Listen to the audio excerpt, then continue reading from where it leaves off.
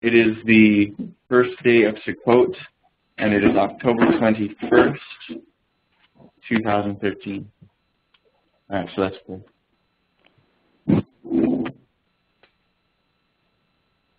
Dear Heavenly Family, once again, we want to thank you so much. This is such a joyous feast, both the just the actual reality of the experience that we're having here. So we want to thank you so much. We thank you for continuing to reveal your word to us. Thank you for just dwelling with us, tabernacling among us. So I just want to ask that today we come to understand better justification by faith, and not only understand it, but all experience it, whether for the first time or whether it's just a continuation of justification. Thank you. So thank you so very much. Help us understand as we look at some things that perhaps are kind of different concepts from what we're used to hearing. I ask that you draw each mind to recognize how little all of us really know and how much potential there is for understanding what the truth really is, because nothing's of ourselves, but you are here to guide us and to show us the truth. So we want to thank you so much for everything, and all these things we pray in the name of the branch, Yahweh. Amen. All right.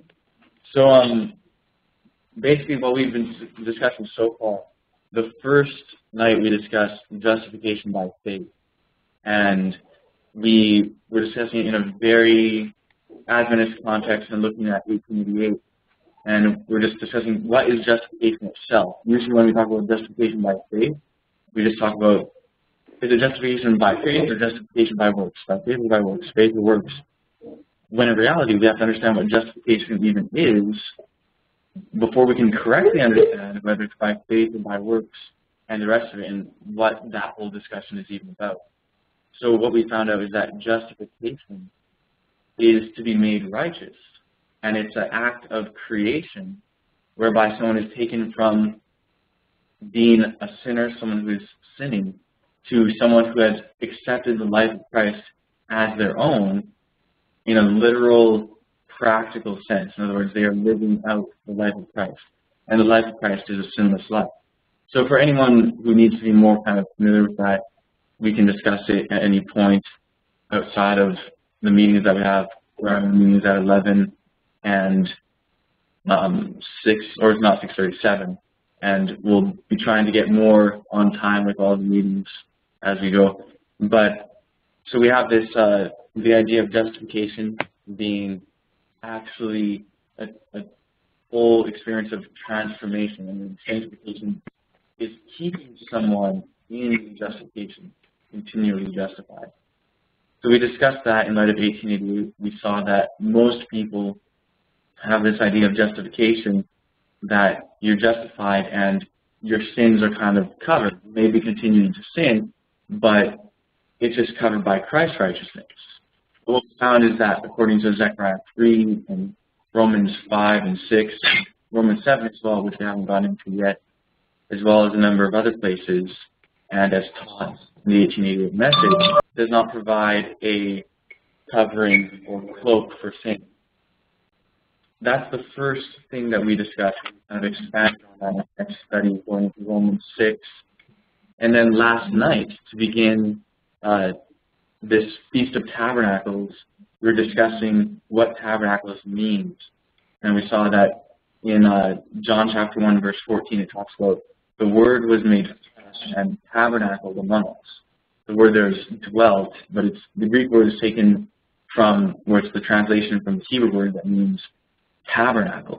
So he came and tabernacled among us. So the concept of tabernacle is to dwell.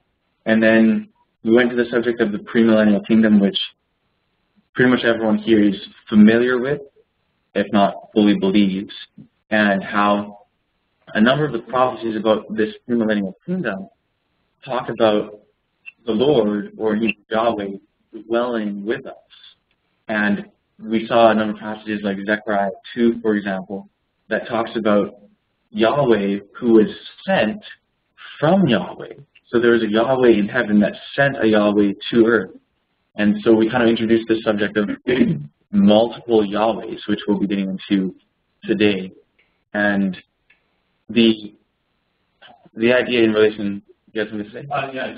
Yeah, just remind us very quick.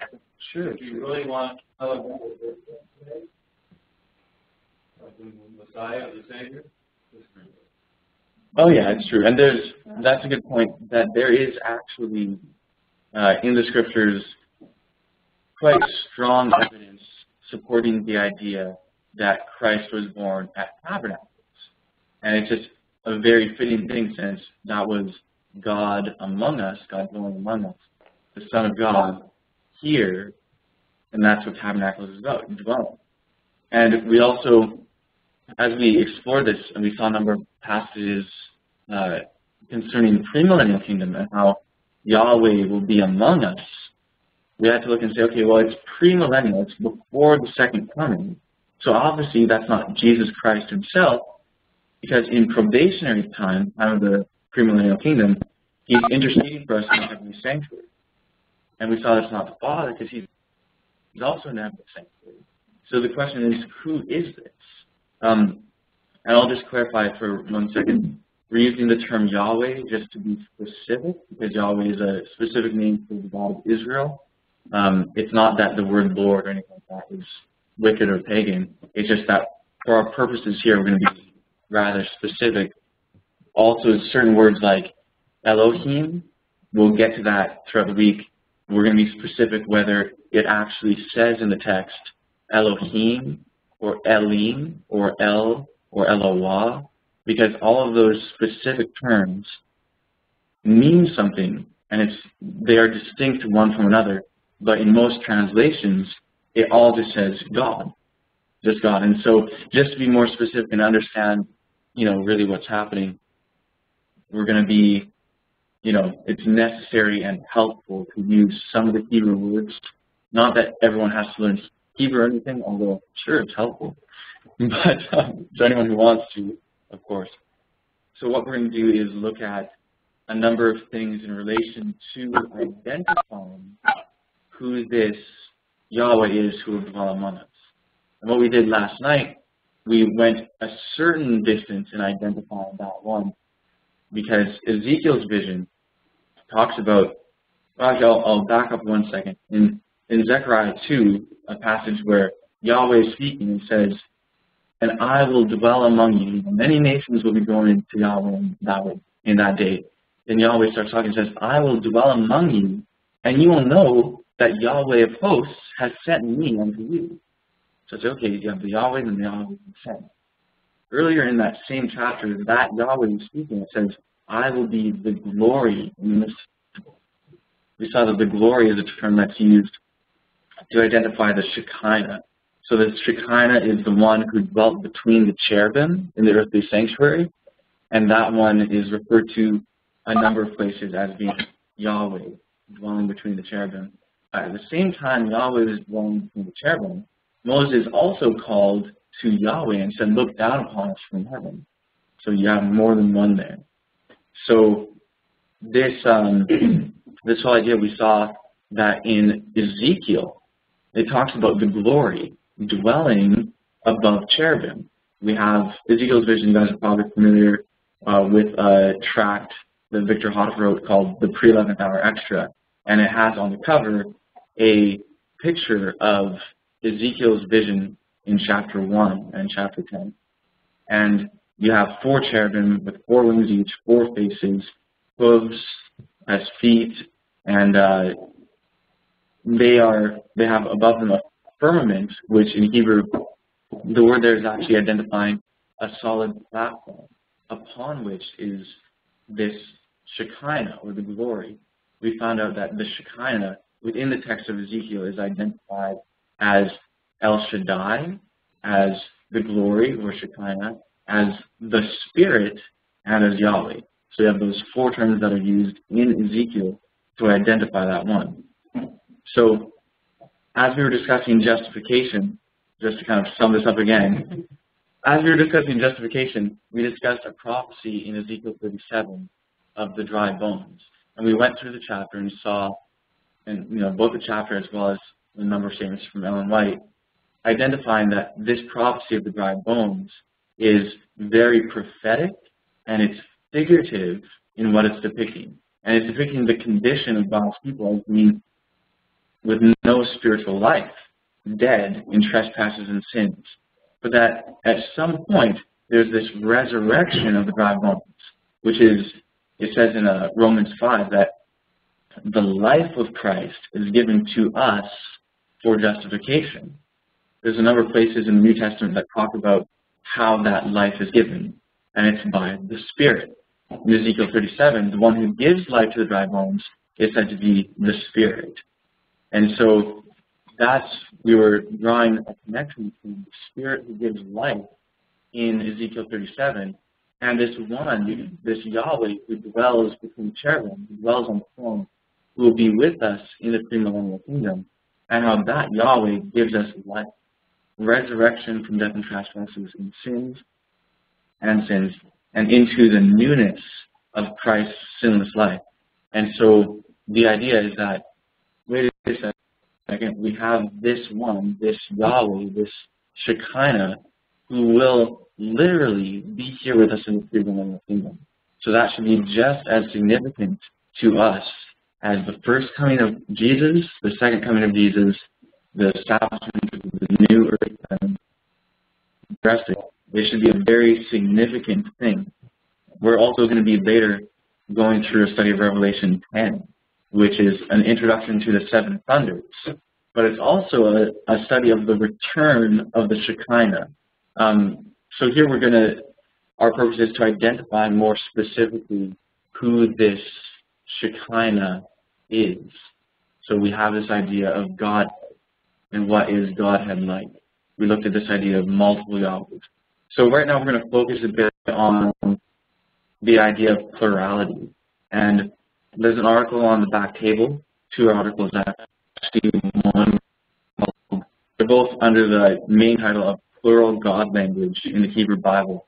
The first article is addressing the word Elohim and showing why it's plural and what that means. The second one is identifying or discussing the issue of gender and corporeality. Corporeality is basically another term for embodiment or physicality. So if something is corporeal, the word corpse, it's like a body. So something that's corporeal has physical body, and so that's what that article is about. So at this point, if everyone could grab their Bibles, we're going to start looking at some of the things about plurality. In the scriptures, we're going to start out from the very beginning, Genesis chapter 1, verse 1.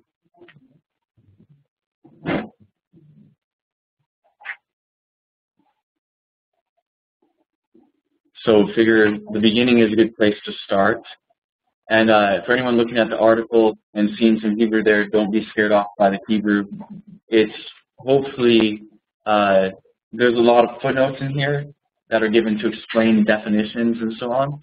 So someone who doesn't know Hebrew should be able to read the article, and if there's any questions, we can go through it together. We've also gone through it together online before, so we could have the recording of that given to anyone. So we're going to start at Genesis 1:1, and it's, in the beginning, God created the heavens and the earth. So here that just looks like totally what we're used to hearing, and that's fine. However, we have something here which, pardon? We're actually just, right now, I'll reference different pages throughout these perhaps as we go, but right now Genesis 1:1, the word there for God is Elohim. So if you have the second article, the one with the chart on the front, and just this article, when you read it, at the beginning identifies how it's a continuation of the second article, or the first. So we have here, if you look on the left-hand side of the table, it says Hebrew forms. That's identifying the different words in Hebrew that are translated God. The first one is El, and then Elim, then Elah or Elohah, which is the same word with two different spellings, and then Elohot, and then Elohim. The most common word in the Bible that's translated God is Elohim. And it's a very special term. It's unique in language, the actual structure of the word itself. I shouldn't say unique in the sense of totally singular, but that it's very rare that you have a word that has this composition.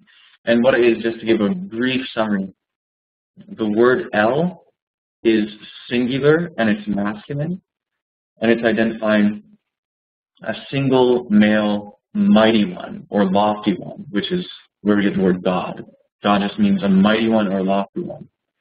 The word Elim, you see, has this im sound at the end. Im in Hebrew at the end is the plural masculine suffix. And so what that means is that it's masculine plural.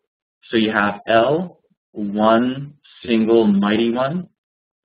Elim is two or more, because it's plural, male mighty ones or male gods, however you'd like to better translate it. Then there's Elah or Elohah. It has the ah ending. The ah ending in Hebrew is the feminine ending, and it means one female mighty one or a goddess. This is translated accurately in 1 Kings chapter 11, talking about Asherah, the goddess of the Zidonians, and it's the word Elohah. Then there's the word Elohot or Elohot. That is the plural form. The ot ending is the feminine plural. That's identifying multiple female deities. It's used, it's not found anywhere in the Protestant canon. However, it is found in the Dead Sea Scrolls. It speaks of Elohot. And that's all. It's here in the article. Perhaps later we could go through more detail. The word Elohim, if you compare the Hebrew characters in the left column of the table, you can see that it's the same. It has that little character that has the one part that goes over and down, and then the other kind of leg that's there, that's not attached. That's the ah ending. So it has the feminine base of Elah, but with the masculine plural ending. So it's as if it's saying goddess, female, goddess, but masculine plural. So it's what this word is a word that is plural in number, identifying more than one entity or being, but it's also plural in gender, has both male and female. So this article is to identify that and ask whether or not this is identifying real gender, if it's specifically identifying one gender or the other. And so it goes through it in detail. So if there's questions about this, we can go through it a bit more. Go ahead, Tim. Just for a little Hebrew language, Sure. Aleph, two words, the Aleph Lamed, and it's the first letter of the alphabet, and then the 12th letter of the alphabet, and pictorially what it means is the questions about a strong man. Okay, so I'll just share that on back to what Tim was pointing out. He was saying that the word El is composed of two Hebrew letters, Aleph and Lamed. Aleph is the first letter of the Hebrew alphabet, Lamed is the 12th. And what those letters mean are the instructions of a strong man. And so that's the word El. So that gives just a basic rundown of this. This word that we have in Genesis 1:1 is in the beginning, Elohim created the heavens and the earth. So we have this here identifying a plurality both in number as well as in gender. So that's just in Hebrew, but we don't need to know Hebrew in order to learn that. In fact, we can go down to Genesis chapter 1, verse 26 and 27, and here we find the same lesson, not just linguistically, but just the context of the passage. So Genesis 1:26 and 27. And this, I'll read the Hebrew word Elohim here. Just, we already learned what it means, so it's important to know that that's the word here.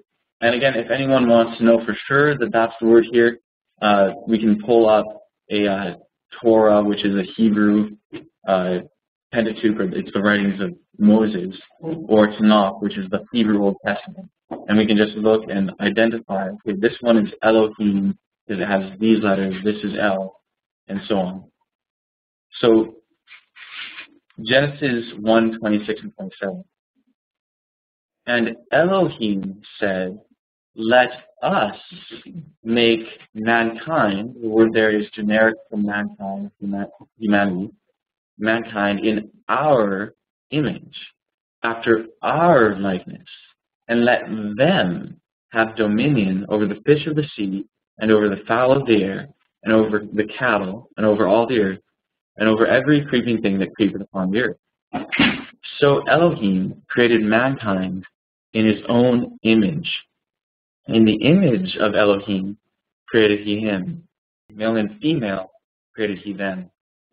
So what we have there is, it doesn't say Elohim said, let me make man in my image, but let us make mankind in our image. So we have right there, in English, and I assume it's the same in most languages as far as how it translates that as a plural. It's us in our image. We see a plurality. And then we also learn that Elohim, which we already found, is identifying a plurality inclusive of male and female, made mankind in their image, male and female.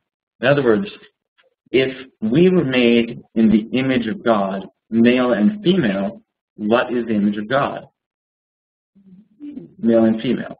So this is just one simple way to approach the subject. We can look at it from a multitude of different angles, but that's just one way to start off. So we want plurality. That's what we're looking at, plurality. And then this aspect of gender is also what we're beginning to, we're going to take some more time now to just focus on plurality, and then we'll get to this issue of gender. So first, let's go to Genesis chapter 2, verse 4. So we talked a little bit last night about multiple Yahwehs.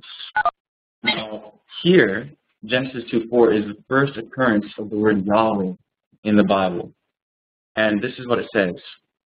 These are the generations of the heavens and of the earth, when they were created, in the day that Yahweh Elohim made the earth and the heavens. So Yahweh Elohim. Yahweh Elohim. We have also Deuteronomy 6:4 and a number of other places that say Yahweh Eloheinu, which means basically Yahweh our Elohim. So, in other words, Yahweh is Elohim. But we already found out that Elohim is plural in number and gender. So if Yahweh is Elohim, then there should be a plurality of Yahweh. Now, I just thought of something that we could put on the screen here, the 4 Yahwehs email that I sent out. I could send it to you again. Would you be able to get that up quick? Yep. Yeah. I'll send it here real quick. It'll be easy. And what we'll do in the meantime is, if we could turn to Genesis 19:24. We're going to look at that, and I'll have Teresa, would you like to read that? Okay, so Genesis 19:24. Then Yahweh rained upon Sodom and upon Gomorrah brimstone and fire from Yahweh out of heaven. Thank you. So we have Yahweh raining down fire upon Sodom and Gomorrah from Yahweh out of heaven. So what does that say to you guys? Does that have anything in it that just seems a little bit peculiar? Why doesn't it just say, and Yahweh rained down upon Sodom and Gomorrah fire and brimstone from heaven? Why does it say, and Yahweh rained upon Sodom and Gomorrah fire and brimstone from Yahweh out of heaven? You can see that there's something there. So I'll just ask the question, how many Yahwehs are in that passage? 2, right? We can see that there's 2 there. There's one that's raining down fire from the other. One's in heaven, and the other is evidently not. And as we go through that particular passage in more detail, we'll see exactly where that one is. All right, so that's one passage where we see this idea of multiple Yahwehs. Would somebody like to go to, and perhaps, we could all go there, and perhaps I'll read it just because I'm closest to the computer and those online can hear. Amos chapter 4, verse 11. So we're just getting kind of a sprinkling of different passages related to it, and then we're going to look into it in some more detail. So in many of these passages, what we want to do is pay attention to who is speaking according to the text and who the one or ones speaking is speaking of. So Amos 4, chapter 4, verse 11. It says, I have overthrown some of you as Elohim overthrew Sodom and Gomorrah, and ye were as a firebrand plucked out of the burning, yet have not ye returned unto me, saith Yahweh. So who's the speaker in that passage? Anyone? Who's the speaker? Just according to the text. We don't need before, and I just want to state, generally speaking, what we're doing when I'll ask a question like that, it's always best to go and answer it just according to what is actually there in the text so that we can plainly see what it says before we try to understand the meaning of what it says. Okay, so it says I. So I, the one who's saying I, is the speaker. Does it identify who is speaking? I'm going to read the verse again. So Amos 4:11. I have overthrown some of you as Elohim overthrew Sodom and Gomorrah, and ye were as a firebrand plucked out of the burning, yet have ye not returned unto me, saith Yahweh. So who's the speaker? Who is the I and the me? It says at the end, right? Saith Yahweh, saith the Lord. So clearly the Lord or Yahweh is the speaker there. So the question is, why doesn't the verse read, I have overthrown some of you as I overthrew Sodom and Gomorrah? What it says is, I have overthrown some of you as Elohim overthrew Sodom and Gomorrah. The question is, why does it read like that? Why doesn't it just say I? If it's just one, you'd think that he'd be saying, I overthrow some of you as I overthrew Sodom and Gomorrah. That's a very natural way of speaking if it's one person. But this one says, I have overthrown some of you as Elohim overthrew Sodom and Gomorrah, saith Yahweh. Now, we're going to look at a number of passages that we have here in this file. So far, there's a couple of verses that we have gone through. And if you'd like to scroll down to where Genesis 18:1 begins. Now, I just want to mention that in the scriptures, actually, you know what? Maybe scroll up one more paragraph. Thank you. Yeah. Throughout the scriptures, and the references are given here, it is clearly identified that Yahweh is the one that overthrew Sodom and Gomorrah. Which is interesting because in this passage that we just read in Amos 4:11, Yahweh attributes the overthrow of Sodom and Gomorrah to Elohim. But that shouldn't be a problem since we already found that Yahweh Eloheinu. Yahweh is our Elohim, right? So Yahweh is Elohim. But the speaker Yahweh in Amos 4:11 is distinguishing himself from the Elohim that overthrew Sodom and Gomorrah. So we're going to look a little bit more closely at this. Genesis 18 and 19, we can turn there. Genesis 18. This passage is one that, this whole story, Genesis 18 and 19, is the story of Sodom and Gomorrah and Lot and the rest of it. We're not going to read the whole thing for sake of time. I strongly encourage everyone to read the passage on their own time with much prayer and with paying close attention to all the details. So what I have here, this here is actually just a file of an email that I sent out to people a while ago addressing this subject of multiple Yahwehs.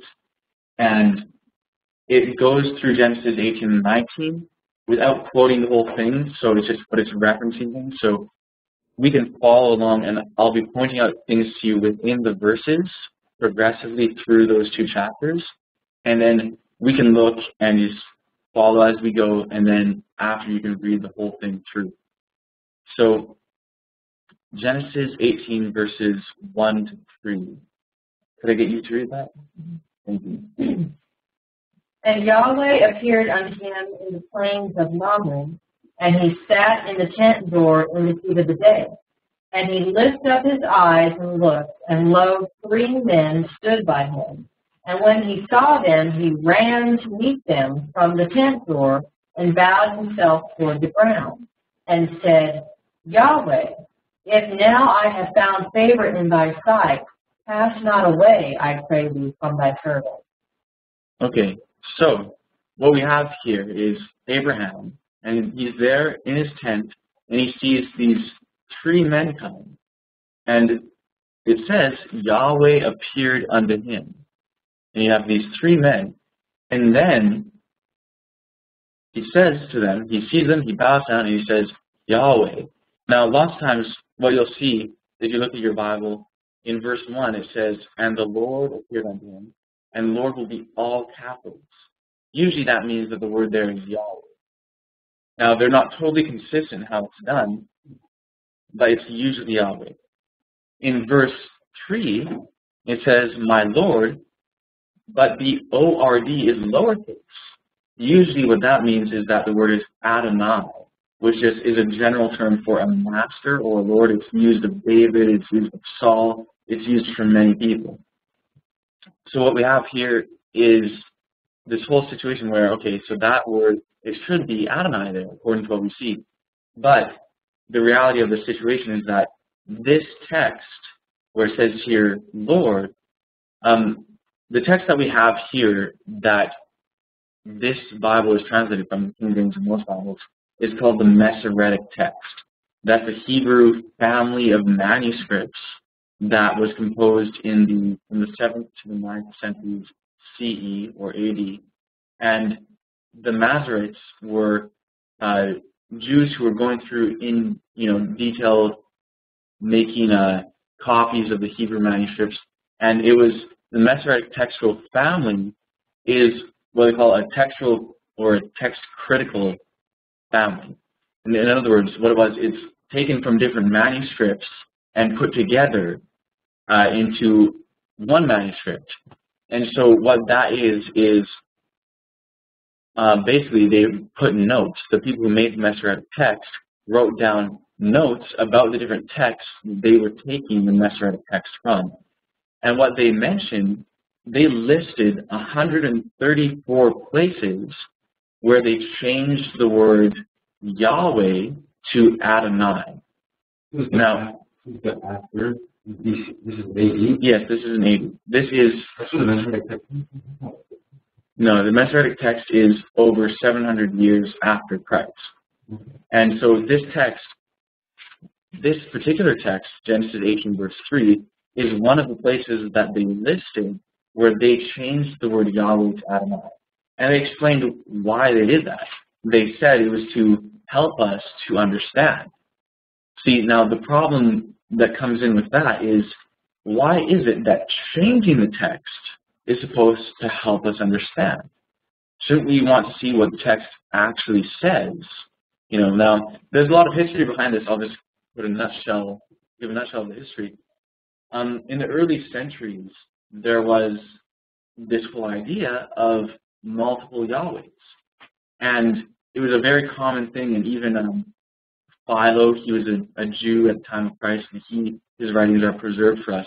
And he has this concept of multiple Yahwehs.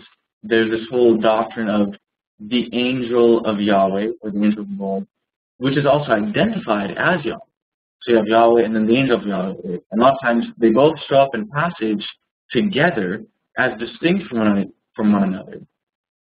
Jacob, for example, in Genesis 35, called the angel of Yahweh the God of Bethel.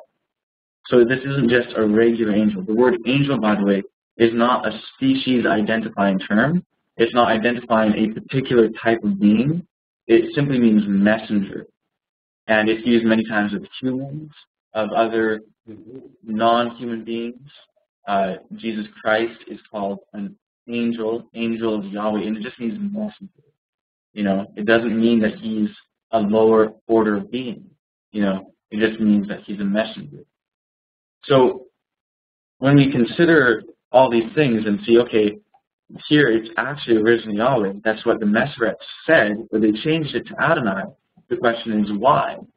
A lot of times they changed it because after the second century AD, they declared the doctrine or the idea of multiple Yahwehs to be heresy.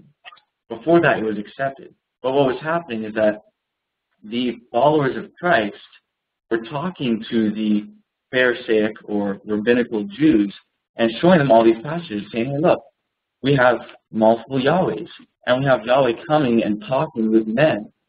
And because of that, and different prophecies like Psalm 110, for example, they were able to show that there's multiple Yahwehs, and that one of them is a priestly Yahweh. And they were showing that Jesus Christ fulfills these prophecies of this other Yahweh. And so the rabbinical Jews at that time, instead of saying, okay, well, we're going to consider this and we're going to look at this whole multiple Yahwehs thing more, they said, okay, well, even though we've held this for many years to be at least a strong possibility, we're going to declare it to be a heresy. So anyone who's teaching multiple Yahwehs is all of a sudden no longer orthodox. You guys are heretics.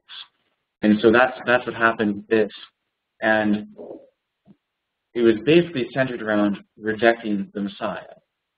So we can get to that. The other way that we know for sure that the word Yahweh is the original word that's here in this particular text, as well as the 134 other places, is because we have the Dead Sea Scrolls, which identify Yahweh in these passages, because the Dead Sea Scrolls were Hebrew documents of the Old Testament as well as other books from before the time of Christ. We also have the Greek Septuagint. That's a Greek translation of the Old Testament from over 200 years before Christ. That's kind of corrupted. As far as the Septuagint? Yeah. Well, I'll put it like this. The Septuagint is actually, according to textual scholars, the most important textual witness to the original reading of the Old Testament, because what we found out, I'll put it like this, a warfare was waged against the Septuagint by the Jews because the Septuagint contains many more messianic readings. For example, in Hebrews, in the New Testament, it quotes the Old Testament saying, a body hast thou prepared me. In the Masoretic text, it doesn't say that. In the Septuagint, it does, though. And that's what the New Testament writers were quoting from, or at least a Hebrew text that was similar or the same as the Septuagint. When we found the Dead Sea Scrolls in the 1940s and 50s, what they found time and time again is that the Dead Sea Scrolls are in agreement the vast majority of the time with the Septuagint above the Masoretic reading. The Septuagint is almost 1,000 years older than the Masoretic text. So what we can see is there's this harmony between the Dead Sea Scrolls and Septuagint, and both of those are at least 700 years older than the Masoretic text. A lot of it has a lot more messianic readings, a lot more showing Jesus as Messiah and showing this idea of plurality, as well as gender. Gender is another thing that has been changed in manuscripts. The other reason why we know some of these readings is from the Aramaic Targums, which are kind of Aramaic paraphrases from before, during, and shortly after the time of Christ. Within the first, from about 100, and it varies depending on the Targum, but from about 100 BC to 100 AD, and it could go a bit beyond that depending on each particular document. But all of that together comes together to show that what the Masoret said was actually true. In other words, it actually did originally read Yahweh, but they had changed it. So just wanted to give a little background because that's it's good information to have anyways, and it pertains to what we're reading here, both in this verse and another verse, a couple of the verses in this passage, Genesis 18 and 19. So what we have is, again, just the context of this, 3 men show up. The word men, again, is a generic term that's non-gender specific. Okay? This article here, with the table on the front, goes through in detail to show, how this term men is not gender specific, as well as a few other terms, even terms like av and ben, which are common Hebrew words for father and son, and there's also a word for brother. These are non-gender specific terms unless the context specifies that it's male only.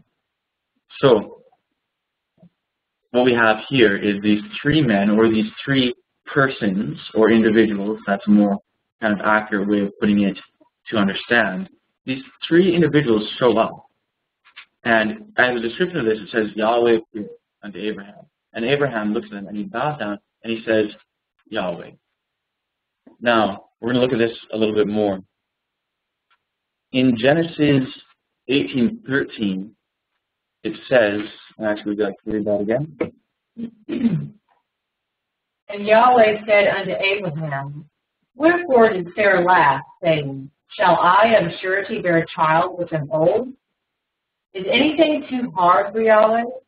At the time appointed, I will return unto thee according to the time of life, and Sarah shall have a son.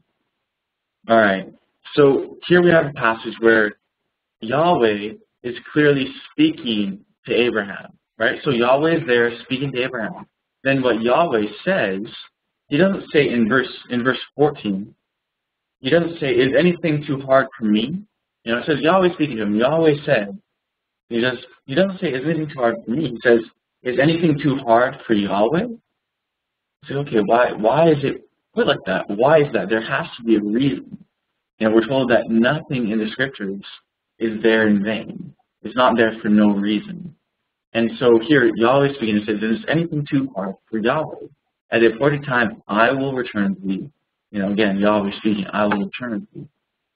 So I'm just going to read this note here that I have because it's addressing things a little further in the chapter, and we're exploring what's this thing, how come it looks like there's multiple Yahwehs here? And with these multiple Yahwehs, how many multiple Yahwehs are we looking at?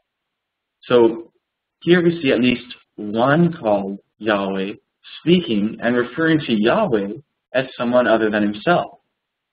In verse 17, Yahweh speaks to someone or someones and inquires about whether or not he should hide from Abraham what he is due. So verse 17, it says, and Yahweh said, shall I hide from Abraham the thing which I do? And it continues on. So what we have here, he's talking to others, but not talking to Abraham. And those who were there was the other 2, right? There was Yahweh, and then there was these other 2. And as we go, we'll see that the context here, this Yahweh is speaking to these other 2. So you have Yahweh, and then the Yahweh who spoke of another Yahweh, saying, is anything too hard for Yahweh? In verse 14. Then in verse 17, this Yahweh is speaking to others that are not Abraham, but are part of the conversation. Now, it is clear that this one Yahweh is speaking to the 2 other men. In verse 16. So it says, and the men rose up from thence and looked towards Sodom, and Abraham went with them to bring them on the way. And Yahweh said, shall I hide from Abraham that thing which I do. So we have this Yahweh, the same one that was speaking in verse 14, talking to these two other men, or these two other persons or individuals. Now, and since they are speaking about Abraham, we know it's not Abraham. In verse 19, he, Yahweh, again speaks of Yahweh as someone distinct from himself and from those who he is speaking to. So verse 19, it says, so this is him talking to those other men. Says, should I share these things with Abraham? Then he says, for I know him, that he will command his children and his household after him, and they shall keep the way of Yahweh, to do justice and judgment, that Yahweh may bring upon Abraham that which he hath spoken of him. So notice, he doesn't say, he will do what I have commanded him to do. And he doesn't say to those other two, he will do what you have commanded. He says he will do what Yahweh has commanded. In other words, you have this one Yahweh who's speaking in verse 14 and 13. Then you have these other two. And this other Yahweh that they're speaking of is distinct from all three of them. And of course, the other Yahweh is distinct from Abraham and Sarah and everyone else. So, we have here, continuing on, in verse 20 to 21, Yahweh speaks as if replying to the Yahweh of verse 17. So that Yahweh asks, should I share these things with Abraham? And in verses 20 and 21 it says, and Yahweh said, because the cry of Sodom and Gomorrah is great, and because their sin is very grievous, I will go down now and see whether they have done altogether according to the cry of it, which is come unto me, and if not, I will know. So now, during this discussion of these three individuals, there's discussion, and it says Yahweh said, Yahweh said. So who is this Yahweh that's saying, I will go to Sodom and Gomorrah? It identifies who it is. In verse 22 it says, and the men turned their faces from thence and went towards Sodom. But Abraham stood yet before Yahweh. So what we have is, Yahweh says, I'm going to go to Sodom and Gomorrah. And then it says, and the individuals or the men left. And then Yahweh was still there. So Yahweh went and Yahweh remained. Now in verse 19, or chapter 19, verse 1, it says, and there came two angels to Sodom at even. So we see it was two of them, two of the men, which are identified here as angels or messengers, and they have gone. So you have these two in verses 20 and 21, they were called Yahweh, and they went. But then the other Yahweh stayed. So you have the two Yahwehs who went, the one Yahweh who stayed with Abraham, and all three of them were together talking about another Yahweh distinct from them. So what's going on here? We're going to see this a little bit more clearly as we continue. So again, verse 22, as we read, shows two of the men leaving, which is what Yahweh said he would do in verse 21. And yet one Yahweh remained with Abraham. Then the Yahweh that remained with Abraham talked to him about the number of righteous in the cities and what to do in different situations. So that's the story that we know where, what if there's 50?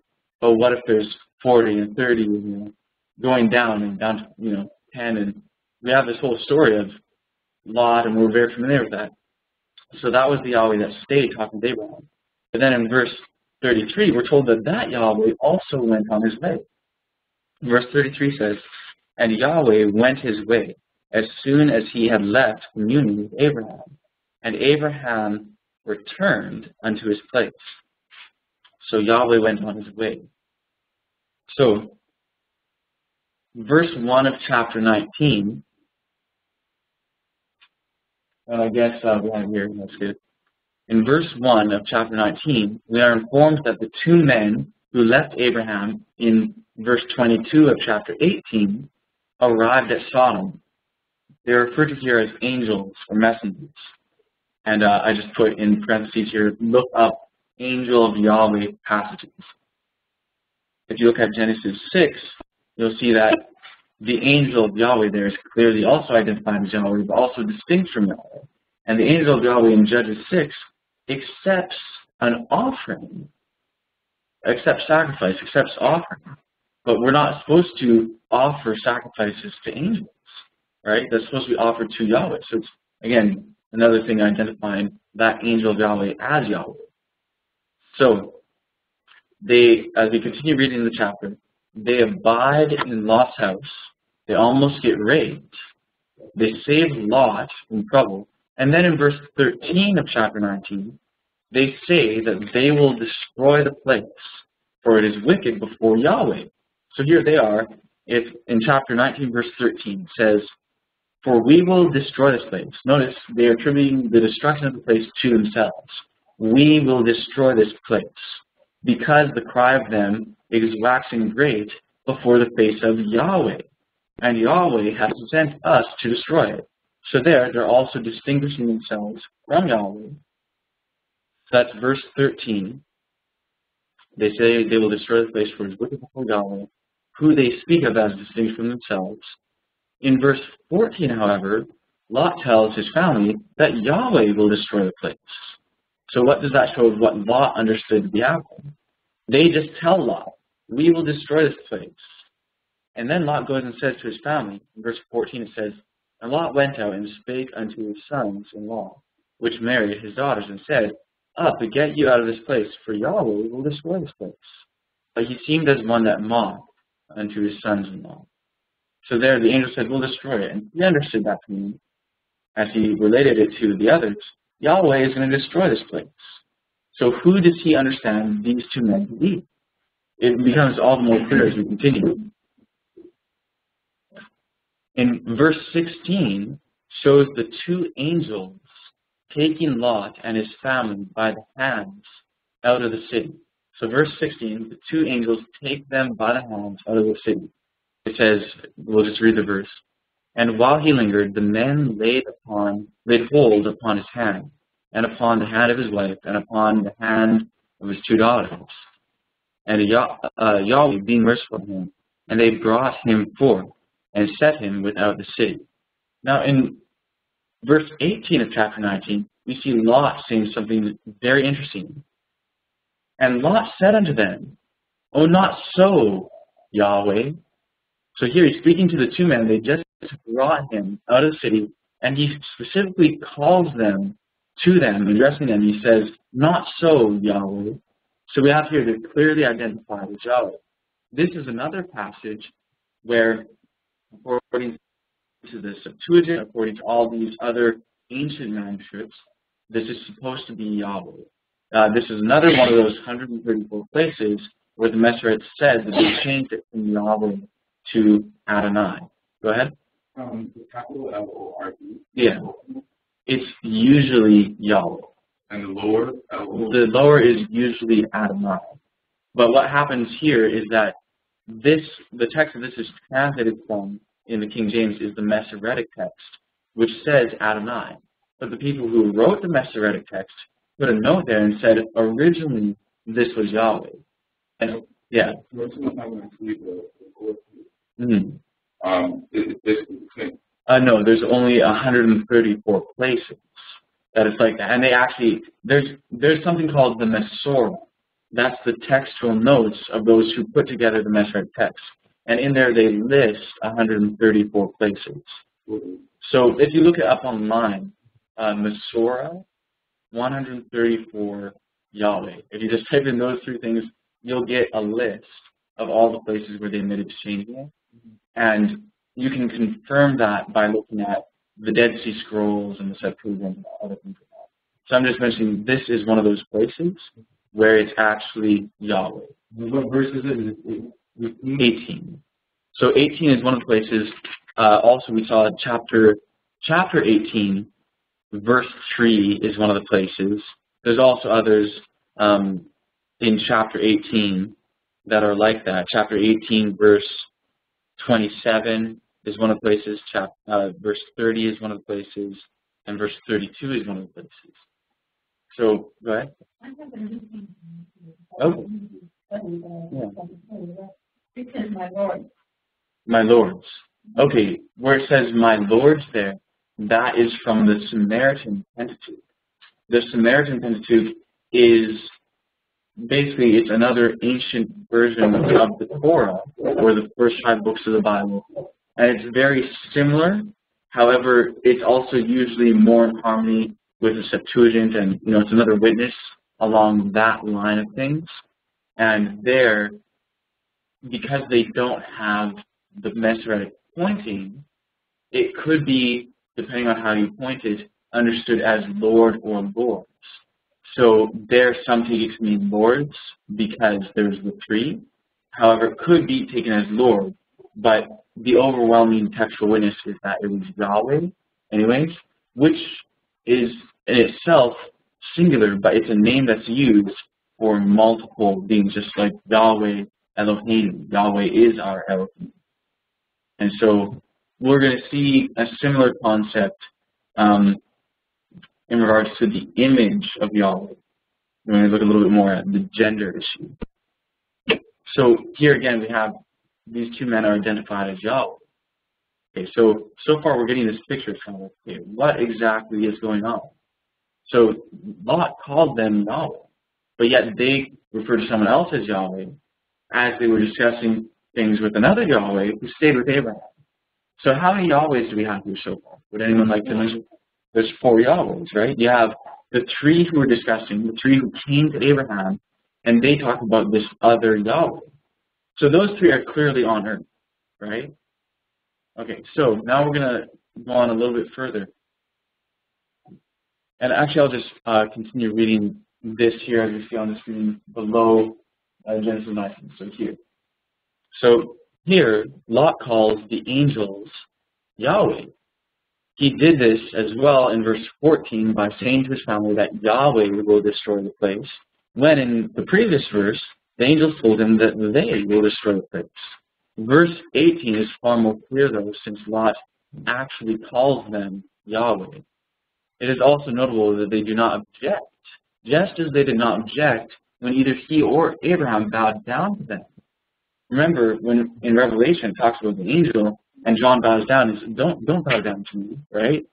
But here, why is it that there's these angels, and he calls them Yahweh, and they don't say, whoa, we're not Yahweh, that's Yahweh, and they bow, both Lot and Abraham bow down, and they don't say don't bow down, they just accept it, so there's something going on here. Now, I just put a textual note here explaining about, this whole thing that I've already explained about the Masoretic text. If you scroll down, in Genesis 19:24, that's the first verse that we read today about multiple Yahwehs. But now we have it in a broader context. I'm going to read it again. Genesis 19:24. Well, we see those 2 men lead, the 2 men or the 2 individuals that are called Yahweh, lead Lot out of the city, Lot and his family. And then in verse 24, we see, and when we read the whole thing, we can see that this Yahweh that's speaking of is distinct from those 2. This is the Yahweh that left Abraham in verse 33 of chapter 18. So this Yahweh comes back, and he says here, then Yahweh, again, verse 24 of chapter 19, then Yahweh rained upon Sodom and upon Gomorrah brimstone and fire from Yahweh out of heaven. So we see here again the whole multiple Yahwehs as we saw. But this one clearly identifies a Yahweh in heaven. So we have the 3 who are here on earth discussing things among themselves. And in chapter 18, when they were discussing things among themselves and were referring to another Yahweh, it didn't say exactly where that Yahweh is. But here it tells you that that 4th Yahweh that they were speaking of is the Yahweh in heaven, because this Yahweh rains down fire from heaven. Now, we're going to look at chapter 19, verse 29, because it also identifies these 2 angels with another term. 19:29 says, it came to pass when when Elohim, remember Elohim is plural in number and in gender, Elohim destroyed the cities of the plain, that Elohim remembered Abraham and sent Lot out of the midst of the overthrow, when he overthrew the cities in the which Lot dwelt. So notice here, Elohim is the one that sent them out. The one that sent them out were the 2 angels, the 2 men. They were the one who went to Lot and sent him out of the city. Now, Elohim, again, is plural, so it makes sense that those two would be called Elohim. So here we have these two men. We have the one in chapter 18, verse 14, clearly identified as Yahweh. We have the Yahweh in heaven, in Genesis 19:24, and in chapter 18, verses 14 to 22, the Yahweh that they were speaking of. So that's the Yahweh in heaven. The Yahweh who was speaking first to Abraham, the Yahweh in heaven, and these two men. What we've seen, just to recap, within Genesis 18 and 19, these two men are called men or persons, individuals. They are called angels. They are called Yahweh, and they are called Elohim. So we have these four different words that identify these individuals. So we have four Yahwehs, and these two at least are identified by the term Elohim. We saw Elohim was plural in number as well as in gender. Now, the gender of the other two in this particular passage is not specified. So let me ask you, if you have two individuals and there's a plurality of gender, what must their two genders be? One male, one female, right? If you have a plurality of gender and there's two individuals, obviously one is male, one female. The minimum requirement to have the word Elohim is to have two individuals, one male, one female. That's the minimum requirement for Elohim. Elohim could be referring to a multitude because it's just plural. It's not just specific to two. It could mean many, but you have to have both male and female. Otherwise, if it was all male, it would just be Elohim. If it was all female, it would be Elohot, Elohot. And those two words also occur in the Bible on one hand, and then Elohot is in the Dead Sea Scrolls. So here, Elohim, these two angels are called Elohim. So we know that one of these men or individuals was male, and one was female. The other two, the Yahweh in heaven and the initial Yahweh in verse 13 and 14, it does not specify in this passage their gender. However, by looking at other passages, we can and will identify their gender and who they're speaking of. Okay, so right now I just want to reference a study that we have on the back table, if we have any copies left. The four horns of the altars of the sanctuary. It addresses the idea of four. And we're told, pretty much everyone here is familiar with the law message. In Victor Hott's writings, he talks about how the whole truth is found in the Sabbath and the sanctuary. Now, if that's true, to the sanctuary is one place for sure where we should look to see what the truth of the Godhead is. So in other words, how is the Godhead revealed to us in the sanctuary? And that's what this study, the four horns of the altars of the sanctuary, is about. And so it's a really short study. It's one physical piece of paper, but there's a whole lot packed onto it. And so I recommend that and these two articles out in connection with this. Okay, so that's helping us. And then go ahead. Yeah. Well, how many does it sound like? Four. Okay, now that sounds a little different from what we're used to, right? We're used to hearing this idea of three, right? But we're going to identify more specifically who these four are, right? So, okay. You want to say it? Okay, sure. That's the answer, yeah. So far, we've seen Four. Right. Four.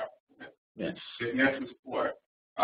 In this situation here, where you have the two and one, the two that go in one. Which one? Because we know that this is about the Father. Sure. By my understanding. Yes. In heaven, there's one in heaven. Right. There's two here. Which one is Michael? Which one is Michael? That's a good question. Because God the Father is known as in the judgment scene, we look at the Lamb would be Christ. Exactly. And then God the Father would be judge. So I'm imagining this that based on what I'm learning now, that's where he is. Right. So if there's three, I'm assuming that one would have been either Michael or Christ here on earth for the Sodom and Gomorrah situation. Right. And I'm only guessing that. Okay, well, we'll expand a little bit on that right now. So we have this idea of two that were there, the two that are called angels. That's messengers.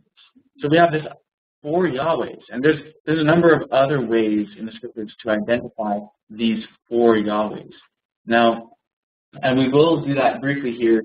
In this article, it was just to give a brief thing with this email. So we'll quickly go through that and see. But we have the 2 men, or 2 angels. They are the ones that can be rightfully called messengers. Christ is called a messenger, right? And he's also referred to by the title Michael. Now, there's another one that is also called messenger, but he is one of them, right? One of those 2 angels. Now, there's this other angel, which we'll have to look at more, and then there's the one on earth called Yahweh in verse 13 and 14 of Genesis 18. Now, let's just briefly go to Exodus chapter 6. And we're going to see something kind of emphasize a certain way that is kind of interesting. Yes, Exodus chapter 6, verses 2 and 3. So, what it says here, it says, "And Elohim spake unto Moses, and said unto him, I am Yahweh. And I appeared unto Abraham, and unto Isaac, and unto Jacob, by the name of El Shaddai." El Shaddai, that's God Almighty, El Shaddai. "But by my name Jehovah," which in Hebrew that's the word Yahweh, "by my name Jehovah," or Yahweh, "was I not known to them." So this is an interesting thing, an interesting idea, because we just read a number of passages where it's clearly the story of Abraham, but it's talking about Yahweh, right? Now, we'll address more that apparent kind of confliction there a little bit later, but what we want to emphasize right now is that it is El Shaddai who was with Abraham, Isaac, and Jacob, and who made a covenant with them, as we see in verses 4 and 5 in this passage. I'll just read verse 4. "And I have also established my covenant with them, to give them the land of Canaan, the land of their pilgrimage, wherein they were strangers." Okay, so we go back. The one who was primarily visiting Abraham. Genesis 18, we see Yahweh appeared to Abraham, and we see these 3. In Genesis 12 is the first time that Yahweh appeared to Abraham. Yahweh also appeared to Abraham in chapter 13, and in chapter 15, Yahweh appeared unto Abraham in a vision. And all those times it was more specific to just one, whereas in Genesis 18, you see 3, and then they refer to the 4th. So here it's El Shaddai that's being spoken of. Now, El Shaddai means the breasted God, right? Now, the word God there is the singular masculine. What we find out in this study is that, the one with the table on it, what we find out is that in Hebrew grammar, the way it identifies gender is that what is grammatically feminine is pointing to something that is in reality or socially specifically feminine. That which is masculine, unless it's specified to be only exclusively masculine, that which is masculine is simply that which is not specifically feminine. In other words, it's not that we have, if something's masculine wording in Hebrew, it's not necessarily identifying something that's specifically masculine. All it means is that it's not specifically feminine. And the reasons for that are all gone through in detail in this article. So we have El Shaddai, which means the breasted God. The book of Job uses the word El Shaddai a lot, and it's used a lot in connection with the terms Ruach, which is where we get the word for spirit, and it has the Ah ending, which is feminine. And it's also used in the term very frequently with the word Eloah, or Elah, and which is the feminine form of El.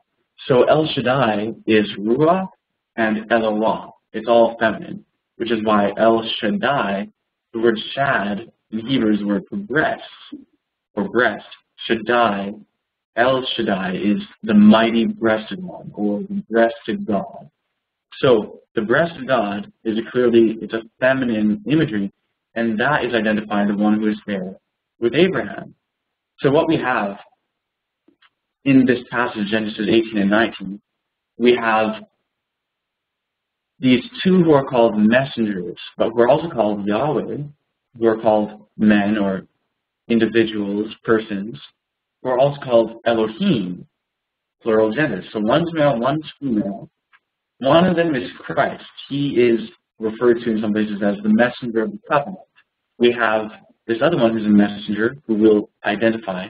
Then we have this one other Yahweh who is El Shaddai, the mighty breasted one, the one who is speaking to him about Sarah's pregnancy with Isaac, fitting about pregnancy, and it's the feminine El Shaddai speaking concerning that.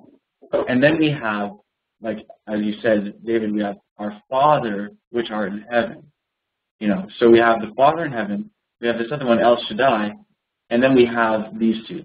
Now, just to give a quick summary, we're going to go through a few things here on the screen, identifying these Yahwehs. So if you scroll down to there, that's good. Here is one passage identifying Yahweh as our Father. Now, surprisingly, people are so used to the concept of our Father.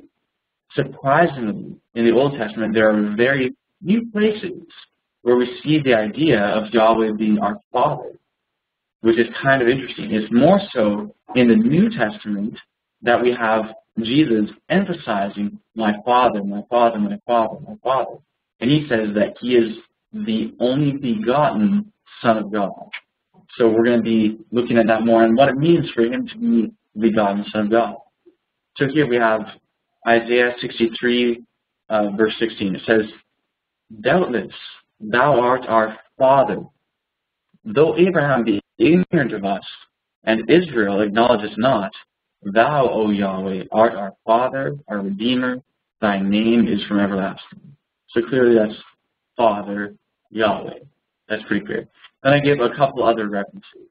Now, if you scroll down a little bit, right there, that's good. This, you see on the bottom of the screen, Yahweh, our Mother. Now, this is a concept lots of people aren't that familiar with, but we're going to be going through it a lot more throughout the week. Now, this is one of the clearest passages concerning Yahweh, our Mother. This is Isaiah chapter 7, verse 11, as read from the Dead Sea Scrolls. Okay? There has been a particular change that has taken place in the text early on that changed the word for mother it's right? And you can just change one particular letter and add one letter at the end that makes it into a long form of the word from. But in this text, it's very unnecessary. It's kind of unusual that they'd have the long form of the word from. Then when we found the Dead Sea Scrolls, we saw that it's actually not the word from. It's the word mother, and it's from mother. Because there's this one prefix that means from, and then there's these other letters that make the longest form. So what it is, it says, literally read from the Dead Sea Scrolls, is, ask thee a sign from Mother Yahweh, your goddess. The word there is Eloah, and actually it has another suffix at the end to identify it as your goddess. So ask the sign of Mother Yahweh, your goddess, sat either in depth or in the height above. So this whole thing is talking about Ahaz. We won't get into the context of Isaiah 7, but just to point out here, to Ahaz it said, ask this sign of or from Mother Yahweh, your goddess. And again, this has to do with the issue of pregnancy, because the sign that was given was that a virgin shall conceive and bear a child. Now, again, another thing just quickly about the Masoretic text. The Masoretic text, the way it reads for virgin, is this word alma, which is just a simple word for virgin. So, or not virgin, for maiden. So lots of people will say, oh, that's not a true prophecy of a virgin birth, because that word just means maiden, just as a maiden shall conceive. So lots of people use that to discredit the New Testament and Jesus. In Septuagint, which now it's been understood that the Septuagint is actually an accurate translation from an ancient Hebrew reading. The Septuagint clearly identifies it as a virgin. So we see lots of times when there's this thing happening that's very feminine, a pregnancy or so on, there's a feminine or female Yahweh involved. So here, Mother Yahweh resolves. Now you can scroll down a little bit more. This is one identifying Yahweh, our brother. So you're starting to see a picture here. We have father, mother, and then we see brother. Now this, we all know Christ says he's not ashamed to call us brother. He says that he is the only begotten Son of God. All right, so this is the one that we're most familiar with. So I didn't quote all the passages showing how he's the Son of God and showing him as using the term brother, but as a relation to us, he's as a brother. But I just quoted one passage referring to Christ, then I cited some others. Zechariah 12:10. And I will pour upon the house of David and upon the inhabitants of Jerusalem the spirit of grace and of supplications. And they shall look upon me whom they have pierced, and they shall mourn for him as one mourneth for his only son, and shall be in bitterness for him as one that is in bitterness for his firstborn. So notice here, the one who's speaking says, talks about, look upon me whom they have pierced. The me, I didn't quote the whole passage for sake of time, but if you go back to verses 1 to 6 of chapter 12 of Zechariah, you'll see very clearly that the speaker is Yahweh. And Yahweh says, to look upon me whom they have pierced. In Isaiah 49, Yahweh speaking and says, I have graven you upon the palms of my hands. This is clearly referring to Christ, but Yahweh who was made flesh, who tabernacled among us, who became one of us and was crucified. So this is Yahweh the Son, Yahweh our brother. Now, I want to read one other passage before we scroll down and see to identify this fourth Yahweh. Now, there's many passages which refer to Christ as the only begotten Son. Now, I want to just ask a question, and all Davidians will basically know this, since it's emphasized. Where there's a first fruit, there's a second fruit, right? It's pretty clear, it's pretty obvious. There'd be no reason to call it the first if there wasn't a second. So let's turn to Hebrews chapter 1, verse 6. And actually, if you can read that, Teresa, then. All right, Hebrews 1, verse 6. And actually, read verse 5 and 6, just because it helps clearly identify who is speaking. 5 and 6. For unto which of the angels said he at any time, Thou art my son, this day have I begotten thee? And again, I will be to him a father, and he shall be to me a son. So that's clearly talking about Jesus Christ, right? The Son of the Father. Continue. And again, when he bringeth in the first begotten into the world, he saith, and let all the angels of Elohim worship him. So, who is the first begotten? Christ. Where there's a first, there must be a. Okay, so if Christ is the first begotten child of God, and he is the Son, but he's also said to be the only begotten Son, then the second begotten must be a sister. There we go. Well, we'll address some of those issues perhaps later. But we have this concept, if Christ is the first begotten, and there is a second begotten, and he's the only begotten Son, we're kind of left with only one other position in the family. Now, could you scroll down a little bit more? Now, this Yeah, now this concept, I understand that this is something that is very new to what we're used to hearing and very different from what we're used to hearing. But this right here is just scratching the surface on this. We're going to be addressing this a lot more and there's a lot of evidence. There's a lot in the scriptures about this. So we're going to look at this and we're going to understand why it's important. We're going to identify where we have been identifying who these four are. And then we're also going to look at the character that they have. Go ahead. So I don't need to summarize. Sure, that's good. Go for it. There's God, the Father. Mm. Am I to understand that there's, in a way, almost like God the Mother? Indeed. Okay. It's not almost like. Just like. Yeah. Okay. Yeah, of course. Yeah, that's good. Right, which would be God the Son. Right. Son of God. Right. And then now we're going into the sister, daughter. Daughter. Right. So the daughter of the father and mother is the sister of Christ. Now this, in other words, is just like a family. So just for those on WebEx, what we said there is just kind of recapping. Okay, so we have the father and we have this one who is the mother, and we have the brother and the sister and the son and daughter. So again, just to pull this back into a little bit of context, we have one of the first verses we read was Genesis 1:26 and 27, which says that Elohim said, "Let us make mankind in our image, male and female," right? Now, the structure of the family that we have here on earth is that of a father, a mother, a son, and a daughter. Those are everybody on earth is one of those. You know, that is the natural order of the family. And it's in their image that this family was made. Just 1 second. Go ahead, Michael. Okay.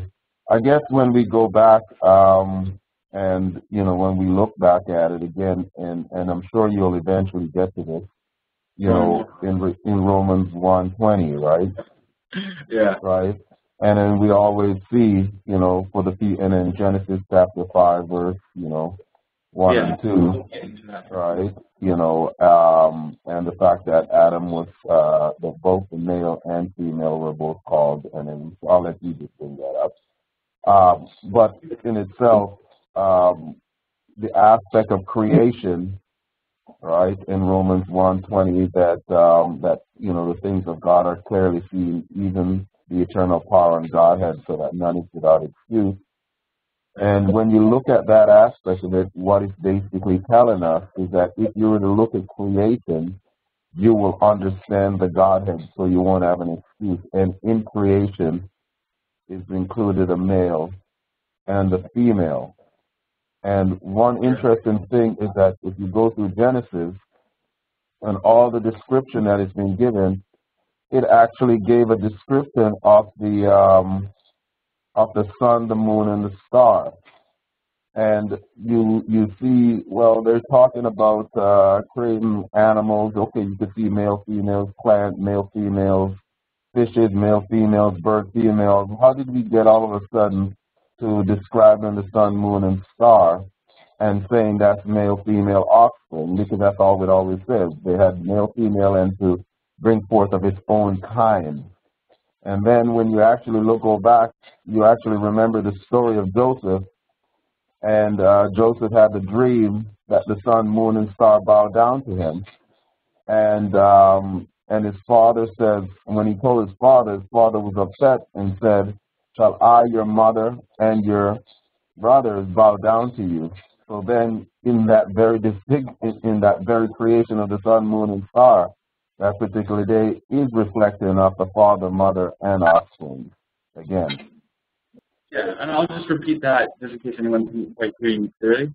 Basically, you were just talking about how when we look at creation, Genesis 1 and 2, all these things are given, and there's male and female plants, male and female animals, and all these different things. And everything that's male and female, it says that Elohim said it is good, right?